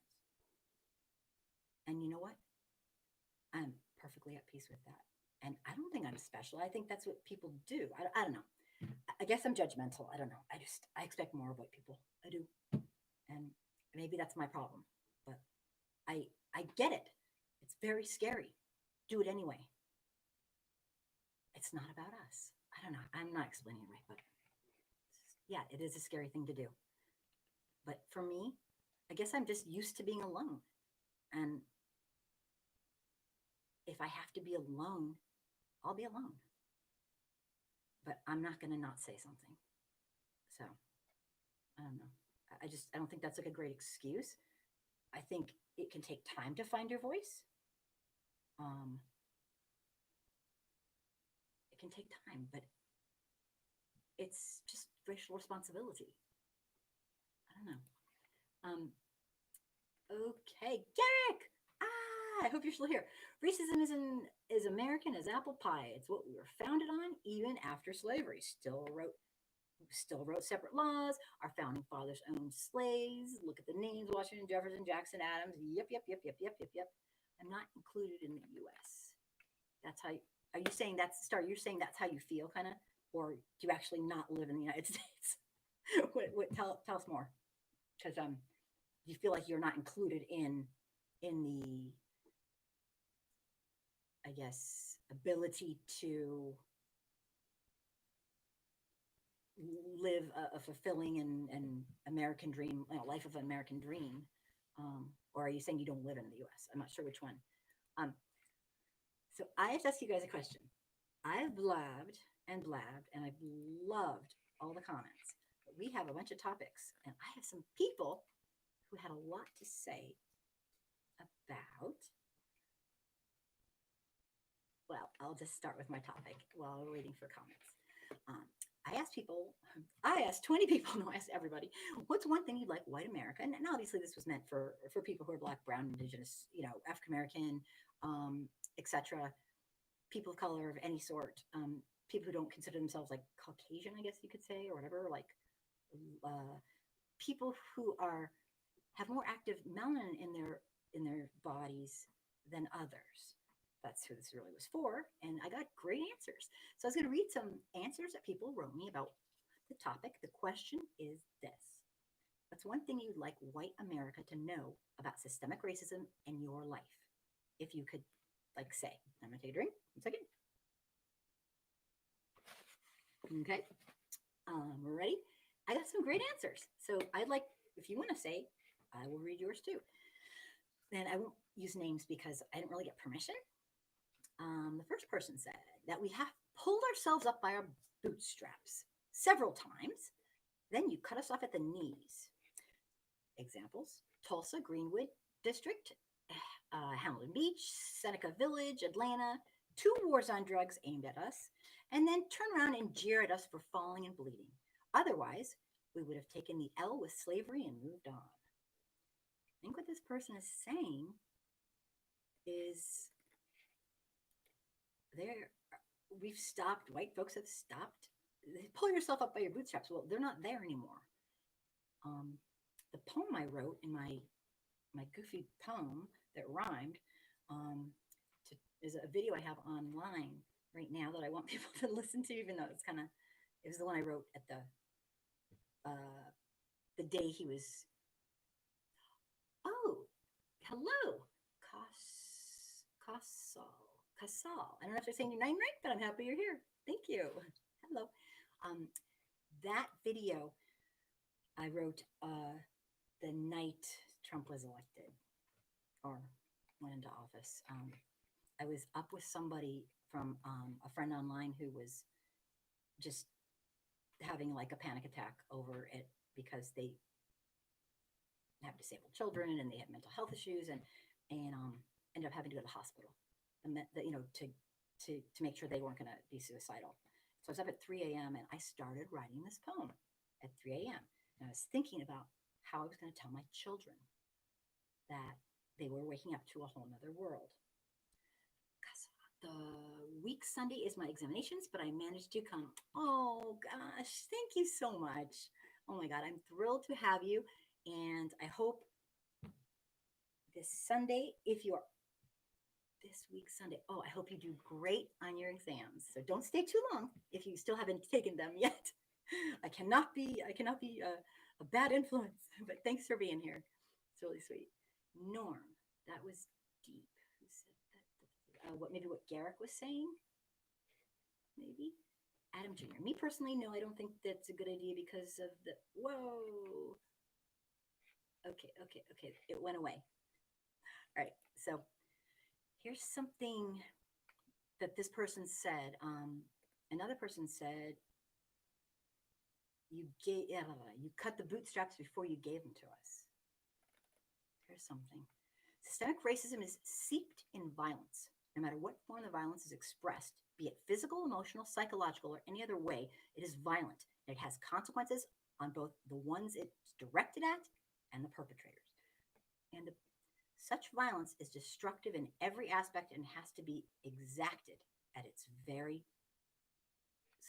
extracted at its very roots. Interesting. That was one person's comment. Acknowledgement that systemic racism exists, to know the truth of how this country was established. So this person's saying, stop being in denial, because a lot of us are in denial. Another person commented, and remember, the question is, what's one thing you'd like white America to know about systemic racism in your life? And jump in anytime you have anything to say, and I'll just keep reading these for a little while. There's a lot of them. And then we can move on to Breonna Taylor if anyone wants to talk about that. This person says, the fact that Black World War II veterans could not use the GI Bill to purchase a home like the white World War II veterans. Absolutely true. Sick as hell. My Black World War II veteran dad had to have his white attorney co-sign his mortgage in 1963. That's disgusting. Guys, 1964 Civil Rights Act, it was not a party getting it through. People did not want to allow equality and equity. We say, yay, 1964. There were people who did horrible things to try to stop it. People in high up positions. So that's what we're getting. Racism is an analogy. They have a closet of shoes and a wardrobe while they tell you to pull yourself up by your bootstraps, and they take everything you own when you do because they don't like you succeeding. Excellent. Garrick, you have a way with words. That's a great analogy. Mm-hmm. And I said in my poem I wrote, I said, we found out so many ways to stop Black folks with redlining and sundown towns and all this stuff. And when they still persevere, we just come up with other ways. Adam Jr. Me personally, no, I don't think that it's a good idea because of the damages that have been done to Black people by white people, the racism, the racial tension, cultural and social differences. Are you talking about, Adam, are you talking about people having intermarrying, I guess you could say, is what the old fashioned term is, where people marry who they love and hang out with who they care about? And is that what you're referring to? I just want to make sure I don't want to misquote you. But, here's the next one. Sometimes nothing has to be said, but it is the denial or the inaction of people that makes it clear that they are racists. So basically what they're saying is, it's not something you say, it's how you act. Some years ago, my wife and I were in a southern state in a department store, and I noticed no one would wait on my wife, and it was purely a racist action. I spoke up, and they moved to help. Things have changed a little bit, but still bigotry exists throughout much of the nation. One fact is that my Hispanic wife and I could not legally get married in California until 1968 and the Supreme Court Loving decision. That wasn't that long ago, people. That's crazy. That wasn't that long ago. Yeah. Another person said, they have no idea how a small school, white people have no idea how a small school policy can ruin a child's education. Hair culture is not understood. If they would have just let my daughter wear a handkerchief, she would have been a whole different kind of kid in the classroom. Self-esteem matters. Wow, that is powerful. I, I, I feel what they're saying. Racism ruins lives. It ruins people's self-esteem, their self-image. It's destructive. It's barbaric. Um, how about a couple more, and then we can move on to. Do you guys want to talk about Breonna Taylor and what's going on? How you feel about what happened? And I'm not sure if everyone does, but if you do, we can do that. Because I'm gonna have to read all these like a little bit each time. There's like 95 of them. I'll just read a couple more. Okay, this is what one person said, what they'd like white people to know. That we'd like them to handle their anxiety and lack of impulse control. Stop acting out in ways that negatively impact and harm us. Like, I guess I'm not going to speak for this person, but maybe they mean like, don't call the police because your cute, tender feelings got hurt because somebody told you to behave yourself, or somebody was in your mere presence. Or it's like, that's on us. If you're a white person and you're upset because you're around Black people, you leave, not them. You leave.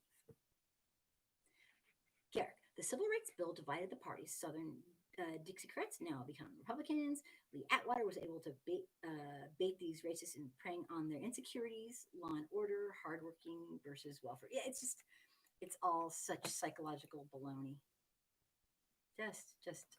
But yep, great comments. Thank Garrick. Got to get you on the show as a guest. Just to let people know, anyone who wants to be a guest on the show, if you have something important to say, call me, talk to me, get a hold of me. Let me just think for a second.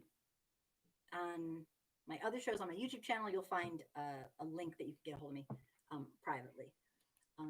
If I zoom up to find it, I'll never find it. It's like 20 pages down.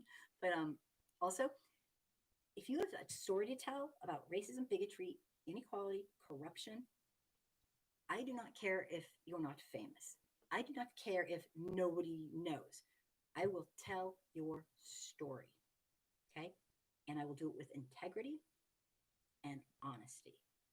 And at any minute during the process, if you want out, you changed your mind, you are out. No problem. I would say I rip it up, but I would delete it. And I only post things onto my YouTube or my other platforms with verbal or written permission.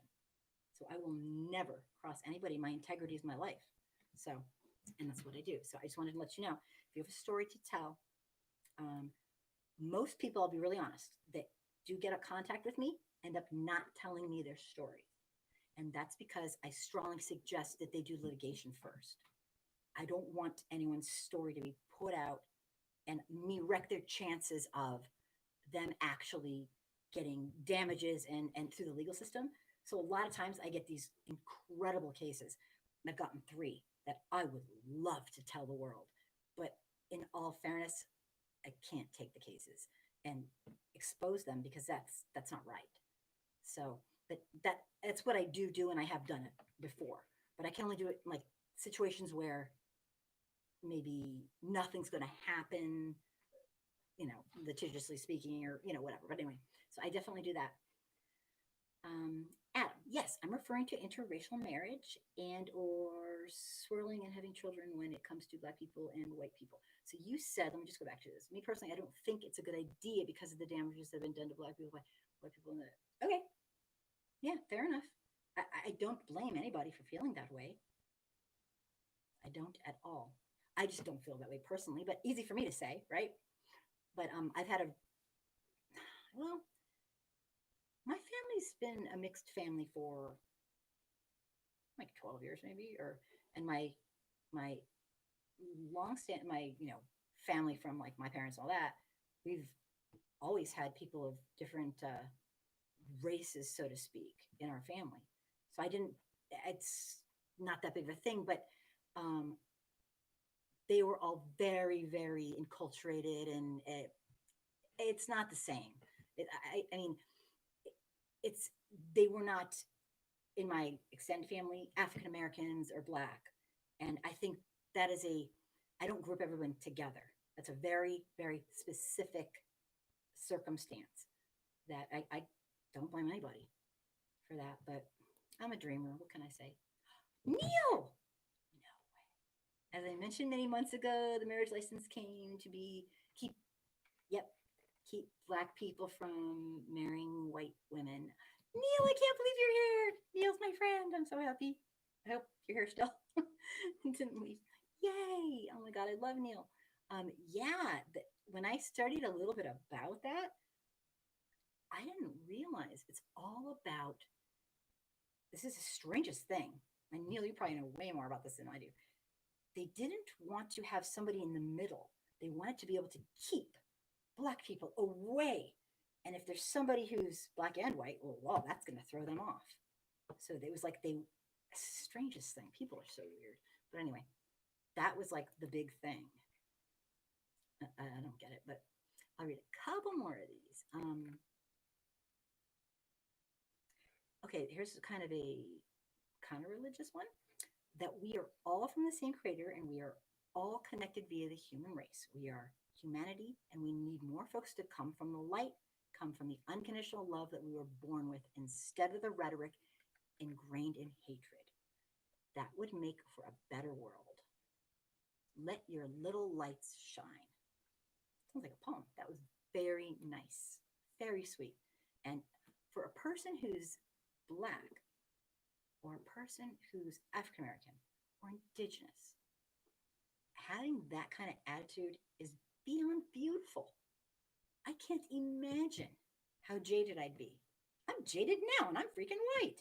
I can't imagine how jaded I'd be if I had to be hurt by people who don't even know me constantly for existing, for the mere existence. So I bow down to that person. That's a beautiful attitude. The next one, that when the question is, back, no, I can't go back to the question. I'll never find my spot. The question is basically, what would you like white America to know about systemic racism in your life? And this person said that when they discount it, they are telling us our real life experiences are not valid and we don't know how to interpret our own lives. Damn. Read that one more time. This person wanted white folks to know that when they discounted systemic racism, they're telling us our real life experiences are not valid and we don't know how to interpret our own lives. That is incredibly powerful.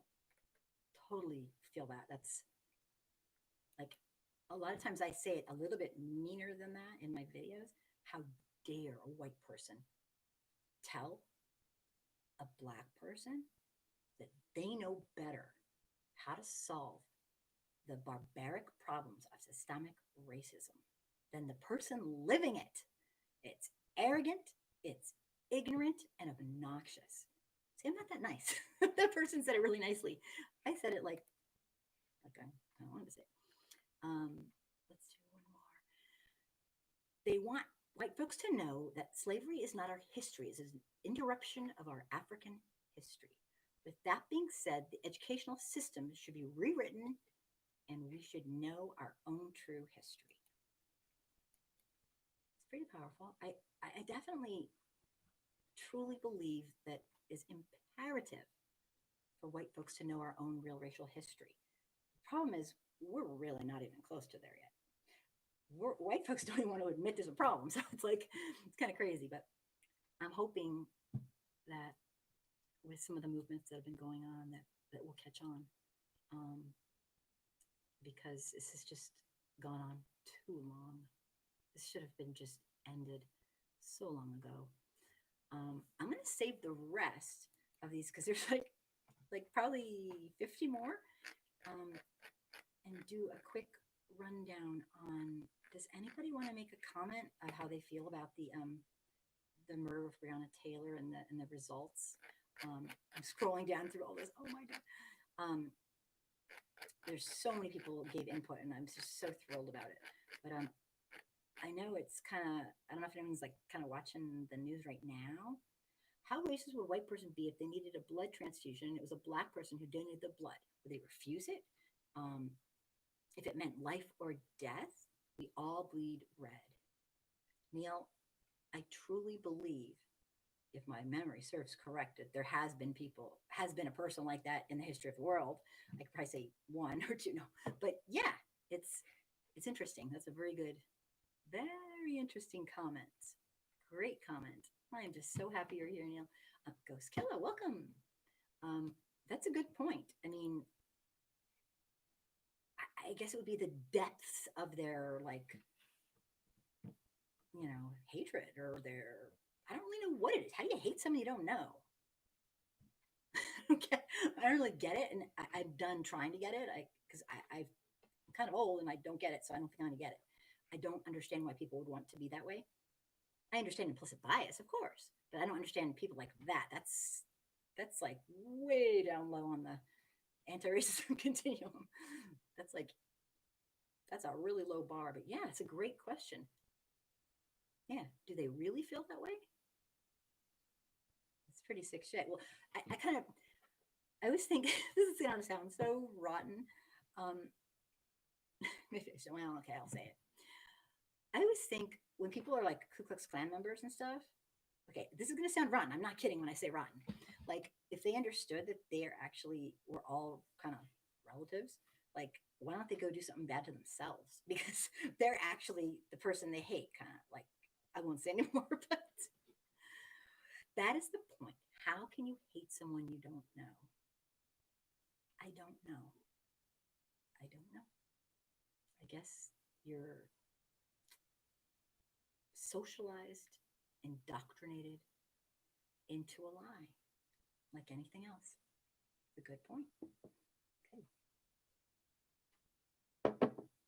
Let me let me scroll down. Oh, I do have to say one thing. My friend, who I can say her name because she says it's okay because it's part of her business, Kasha Mann. She has a black-owned business, certified organic skin line, and I want to give her. She's a really nice person, and I don't know her that well, but she has been nothing but absolutely nice, and she's beautiful, by the way, just by chance. Um, this is her connection.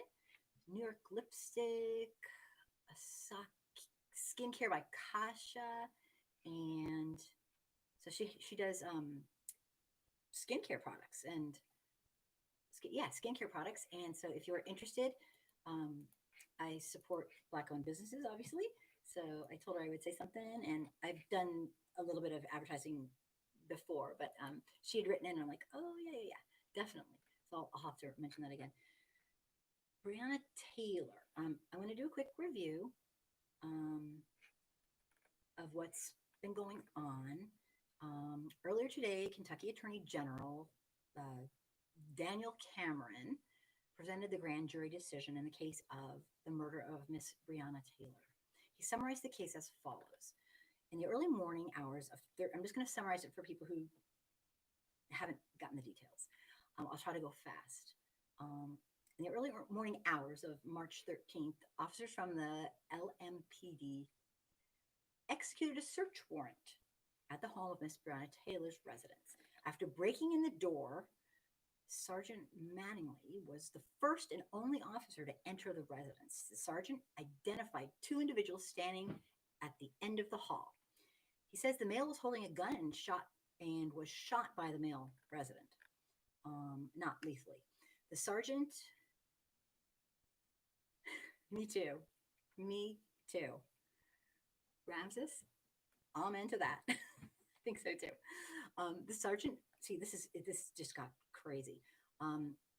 He was shot by I think he thought he was breaking in his house. Like, okay, what the hell? Like anyone would think.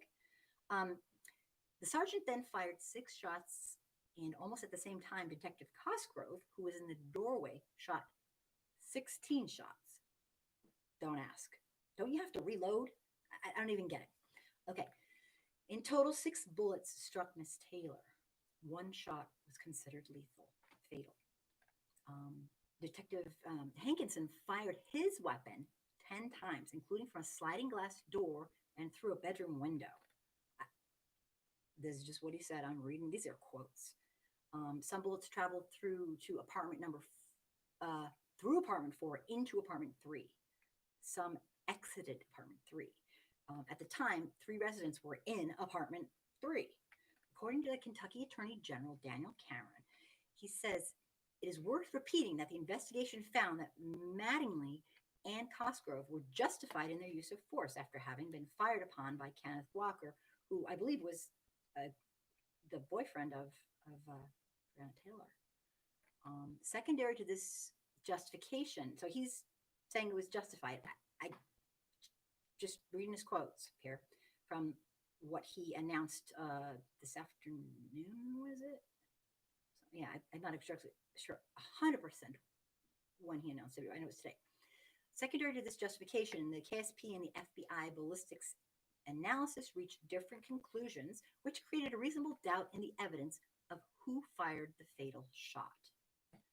Bye, Ghost Killer. Thanks for being here. Appreciate you. After hearing the evidence from our team of prosecutors, it says persecutors, but I don't know why.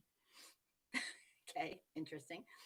Little slip there. The grand jury voted to return an indictment against Detective Hankinson for 3 counts of wanton endangerment for wantonly placing the individuals in apartment 3 in danger of serious injury or death.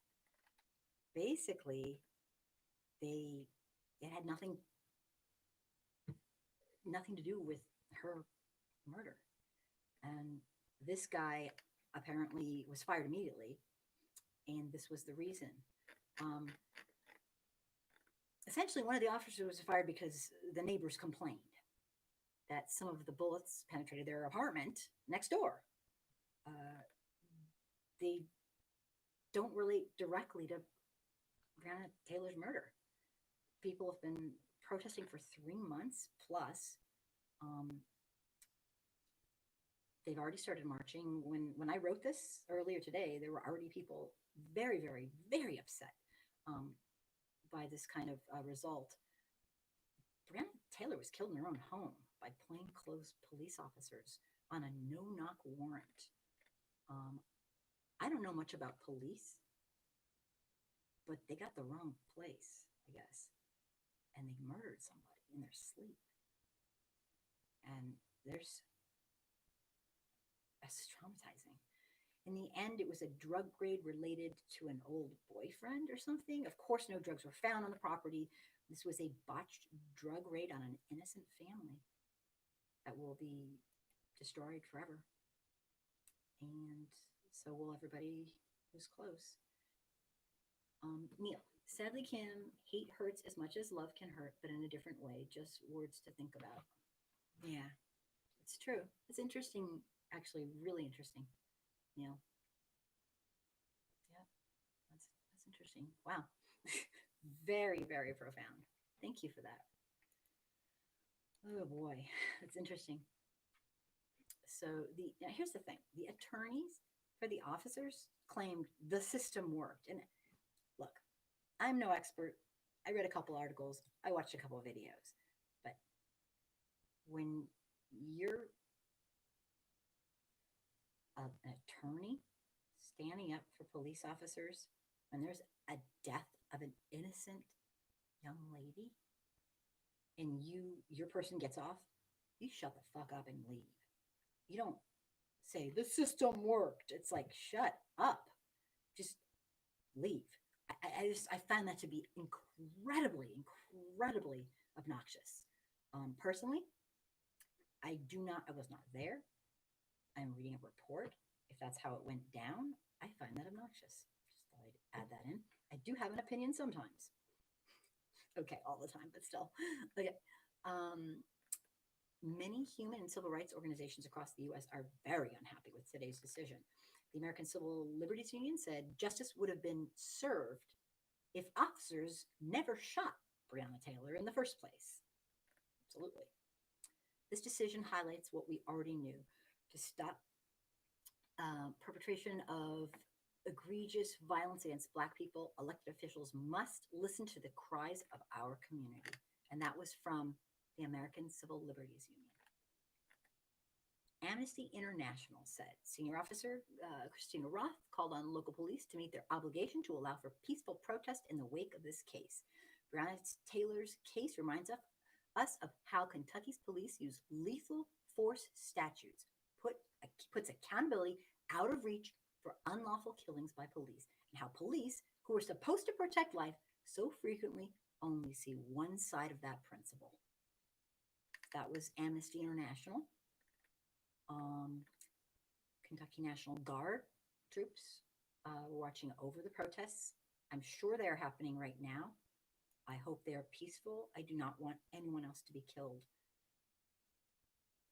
personally. If they are not, I understand. What does a group of people need to do? How many weeks, months, years should they patiently wait to get not more than everybody has, just some equity so they can live in a non-terrorized environment? You tell me, because all I know is this is way too long. This is really sick. And I cannot imagine how people feel this is just awful.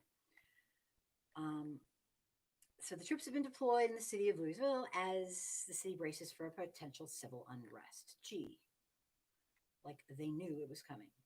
The deployment is seen as controversial because the National Guard troops killed a Black restaurant owner during an earlier Black Lives Matter protest in June. That shooting led to the firing of the city's police chief after officers on the scene were found to have not activated their body cameras. How convenient. Benjamin Crump, a lawyer for the family of Breonna Taylor, as well as the family of other Black Americans killed by police, has tweeted his angry reaction to the news that only one officer involved in Miss Taylor's death is being charged, and the charge is having nothing to do with her death. I don't know how this stuff works, but it has to stop. There's a luck OPG2. That's why I call this society the Nazi state of America. The difference between America and Nazi Germany. The German government declared war on a specific group through state-sanctioned violence. Yeah, no, we're following suit. We are absolutely.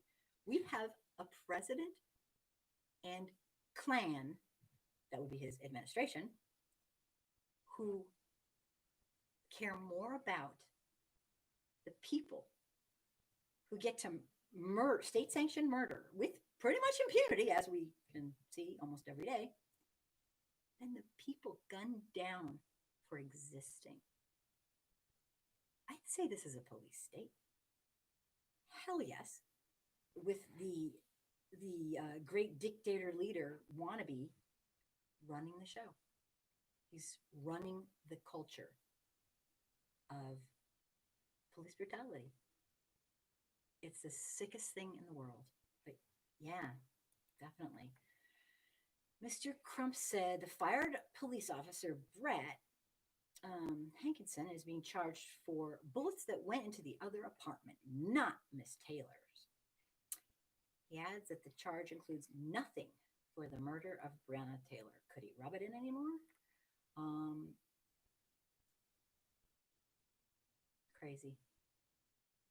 So, you know, the attorneys for the Taylor family are outraged, obviously. Now, here's this little spin I wanted to add to this. I just saw this just out. Kentucky governor says the attorney general should make evidence from the Breonna Taylor case public. And I don't know enough about that to comment, but the Kentucky governor, Andy Beshear, and Louisville Mayor Greg Fisher are both calling on the state attorney's general office to make evidence from the Breonna Taylor case public. They must know something more than I know, obviously, but so I can't really answer to that, but I think transparency is kind of important right now. Okay, I'm being sarcastic. Um, yeah, transparency's there's no trust. We have lost. I mean, most people had no trust to begin with if they've had anything to do with police and how they've been forever. But I think there's a lot of white folks who are getting their eyes opened up to the truth. And although it's ugly, it's a good thing. It's time white America opens their eyes to the real world of what's happening to our fellow humans. And if that means we're going to go through a little pain, then you know what? So be it. It's worth it. It's not fair that we just sit and can go our entire lives believing in liberty and justice for all. And America is just so great. No, America could be great, but America's never been great for everybody. We could create a more perfect union, but people have to want to. Freedom is not free. It takes an educated public and people who care. Oh, wow. Ramses, thank you for they've shut down the interstate in Milwaukee. Wow. Yeah. See, I didn't think this was going to go well. Thanks for the update. Thank you. Because I can't go on right now while I'm talking to everybody. I can barely shut up. But yeah, I don't know. What do you guys think? I mean, obviously, I personally, not that it's my place, feel like dismantle, dismantle, and rebuild something for the people, all the people, something that's humane and fair. I'm a dreamer, sorry. You know, humane, fair, therapeutic, something to be proud of, to be at the cutting edge of humanism instead of in the dark ages. And that's where we are right now, in the dark ages. We let people rot. Did you know that adult prison is not rehabilitative? It is not meant to be. It's a punishment. Take someone who's having so many problems in their life that they did something wrong. Put them in a prison, treat them like shit, terrorize them, make them have PTSD, make them scared just living, and then throw them back out on the street. Don't let them vote. Don't give them any way, any means of helping themselves. Yeah, that's real helpful. 98% of people who go into prison come out. We got a sick, sick system going on here. Really sick. And something needs to change. We have no mental health system in this. Our mental health system is prison, basically. I could go on and on. Don't get me started.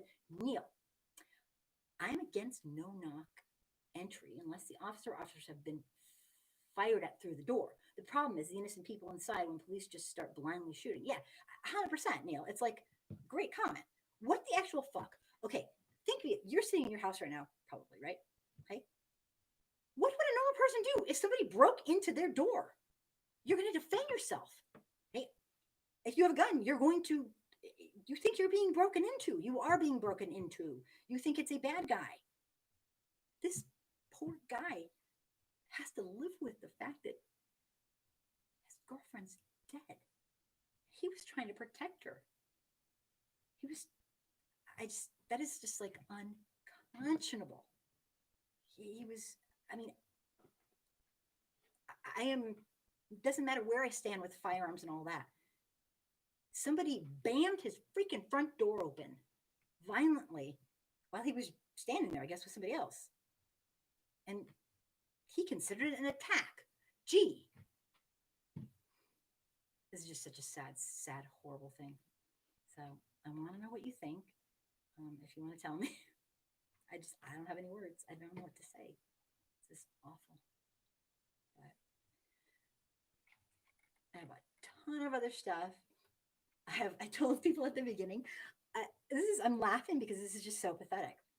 Um, we know Trump's corrupt and dishonest and all that, but do we know just how and to what extent? His corruption is unbelievable. Thousands of things. And I tried to write them all down, but I couldn't. So I have a big, I'm going to save it for next week because to be honest, there'll probably be like 25 more things to add. As I was typing articles, I swear to God, this was the most crazy thing. Corruption articles. You have to laugh or you go crazy. Exactly. It's like I'm laughing instead of crying. And I did do some crying, and I'm not a huge crier, but I take this stuff real. I have a secret to tell you. Ooh. Uh-oh. Wow. That's not good. Wow. See, that's just going to be justification. Oh my goodness. Ramses, Ramses, you're good. You're hired. Your two cops have been shot in Louisville. That's terrible. I don't want another person to be. There's no revenge. It's the system. The police system is corrupt by definition in America. If you're not doing the crime, you're watching someone else do it and not turning them in. Sorry. It's what we've allowed. Police in America have always been the gatekeeper of systemic racism.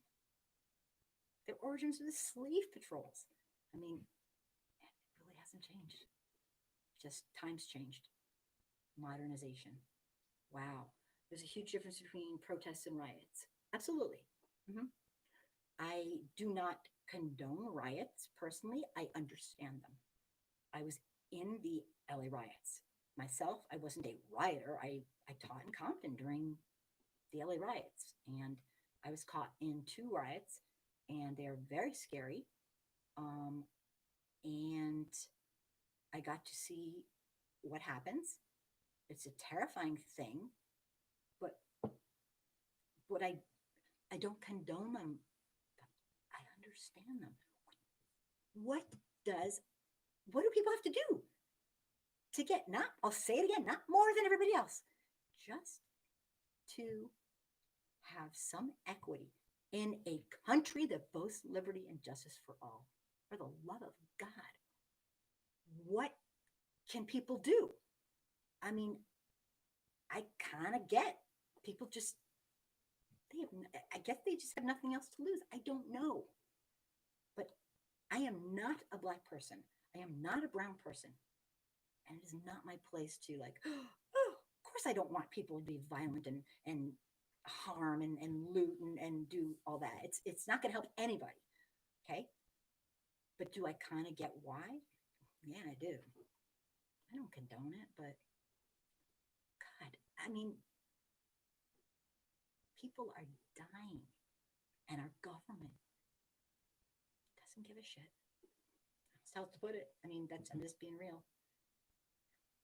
Yep, there is a huge difference between protests and riots. But what does a group of people do who have been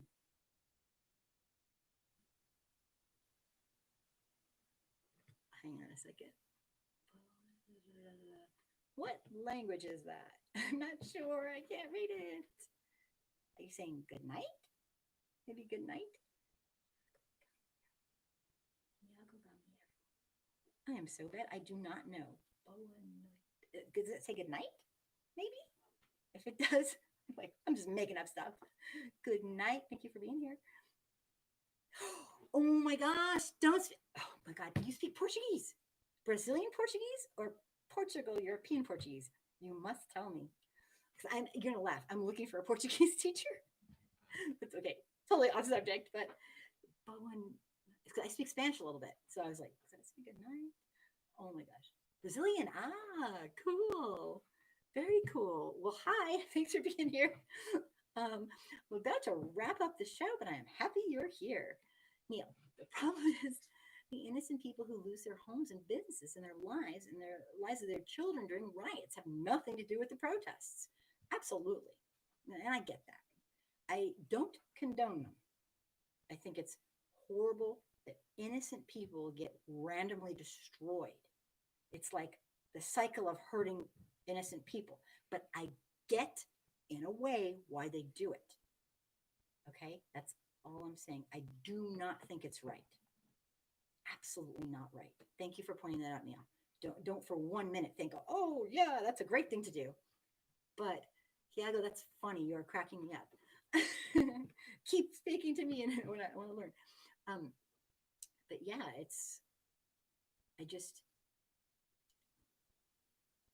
here's the problem. We have answers. We have solutions. We, proverbial white America, we just don't want to use them.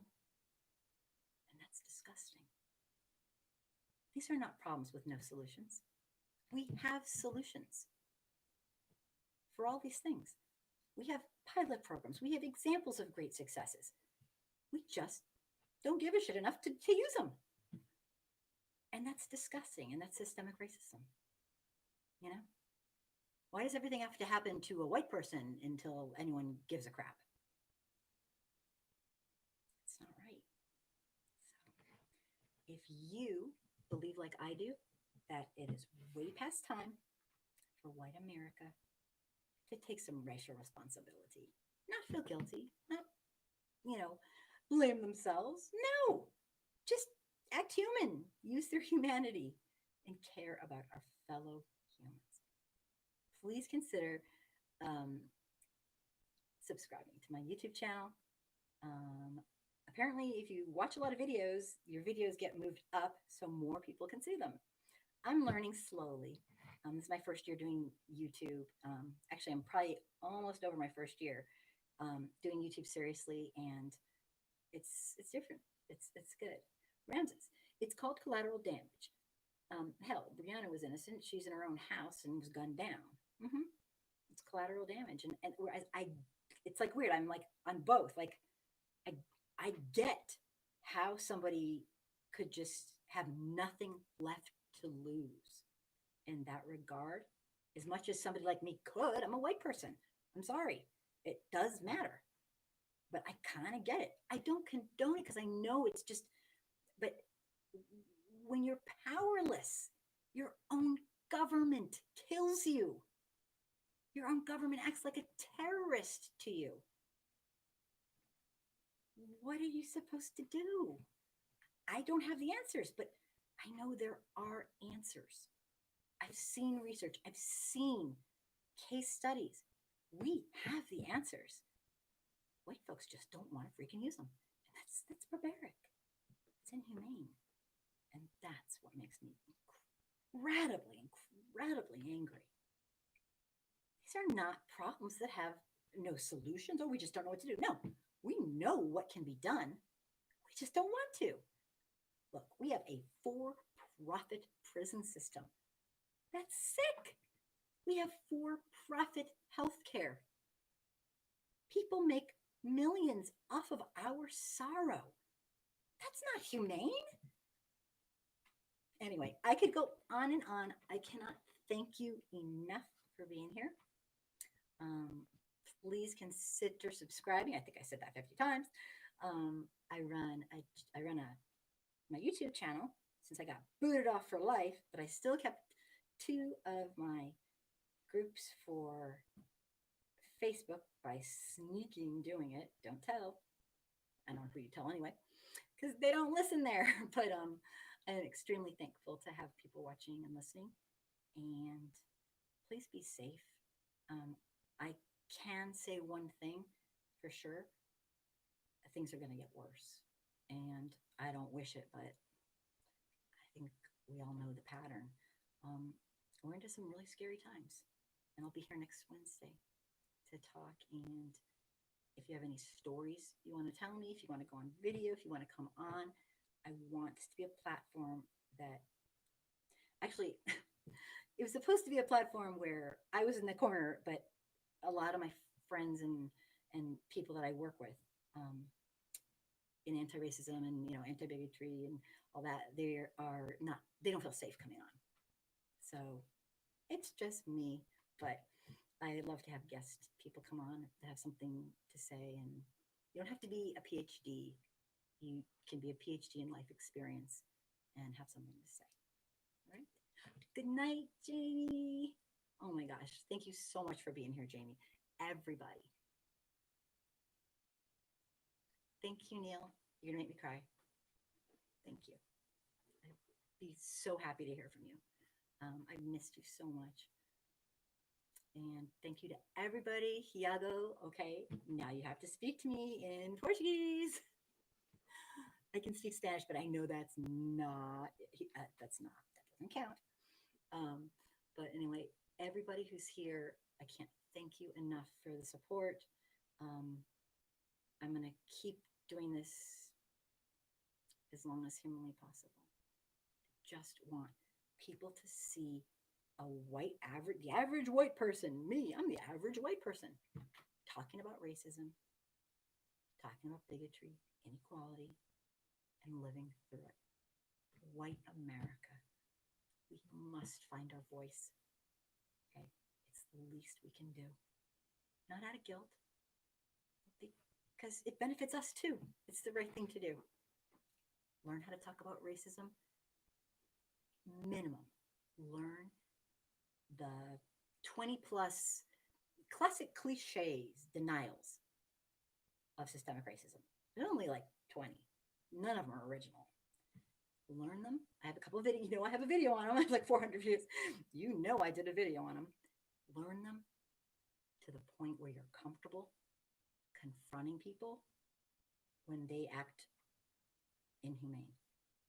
And you don't have to scream in their face. You don't have to be crazy. Just, excuse me, that's really inappropriate. And I want to, you find your way. I cannot tell you how to do it. Find your voice and go teach other white people, because it'll be good for all of us. So, thank you so much. Their luck OPG2. Thank you for having me. Good weekend. Be safe out there. Thank you so seriously for being here. I really appreciate it. And I know I'm like blah, blah, blah, blah, but this just means a lot to me. And I know it does to you too. This is our life. And I think as far as I know, we're here for such a short time. Why can't we just love our fellow humans? Why do we have to be so rotten? There's no reason. So, Anton! I always keep forgetting you. You have a new, there we go. There's a Loco PG2. I swear, I'm so happy that you're back.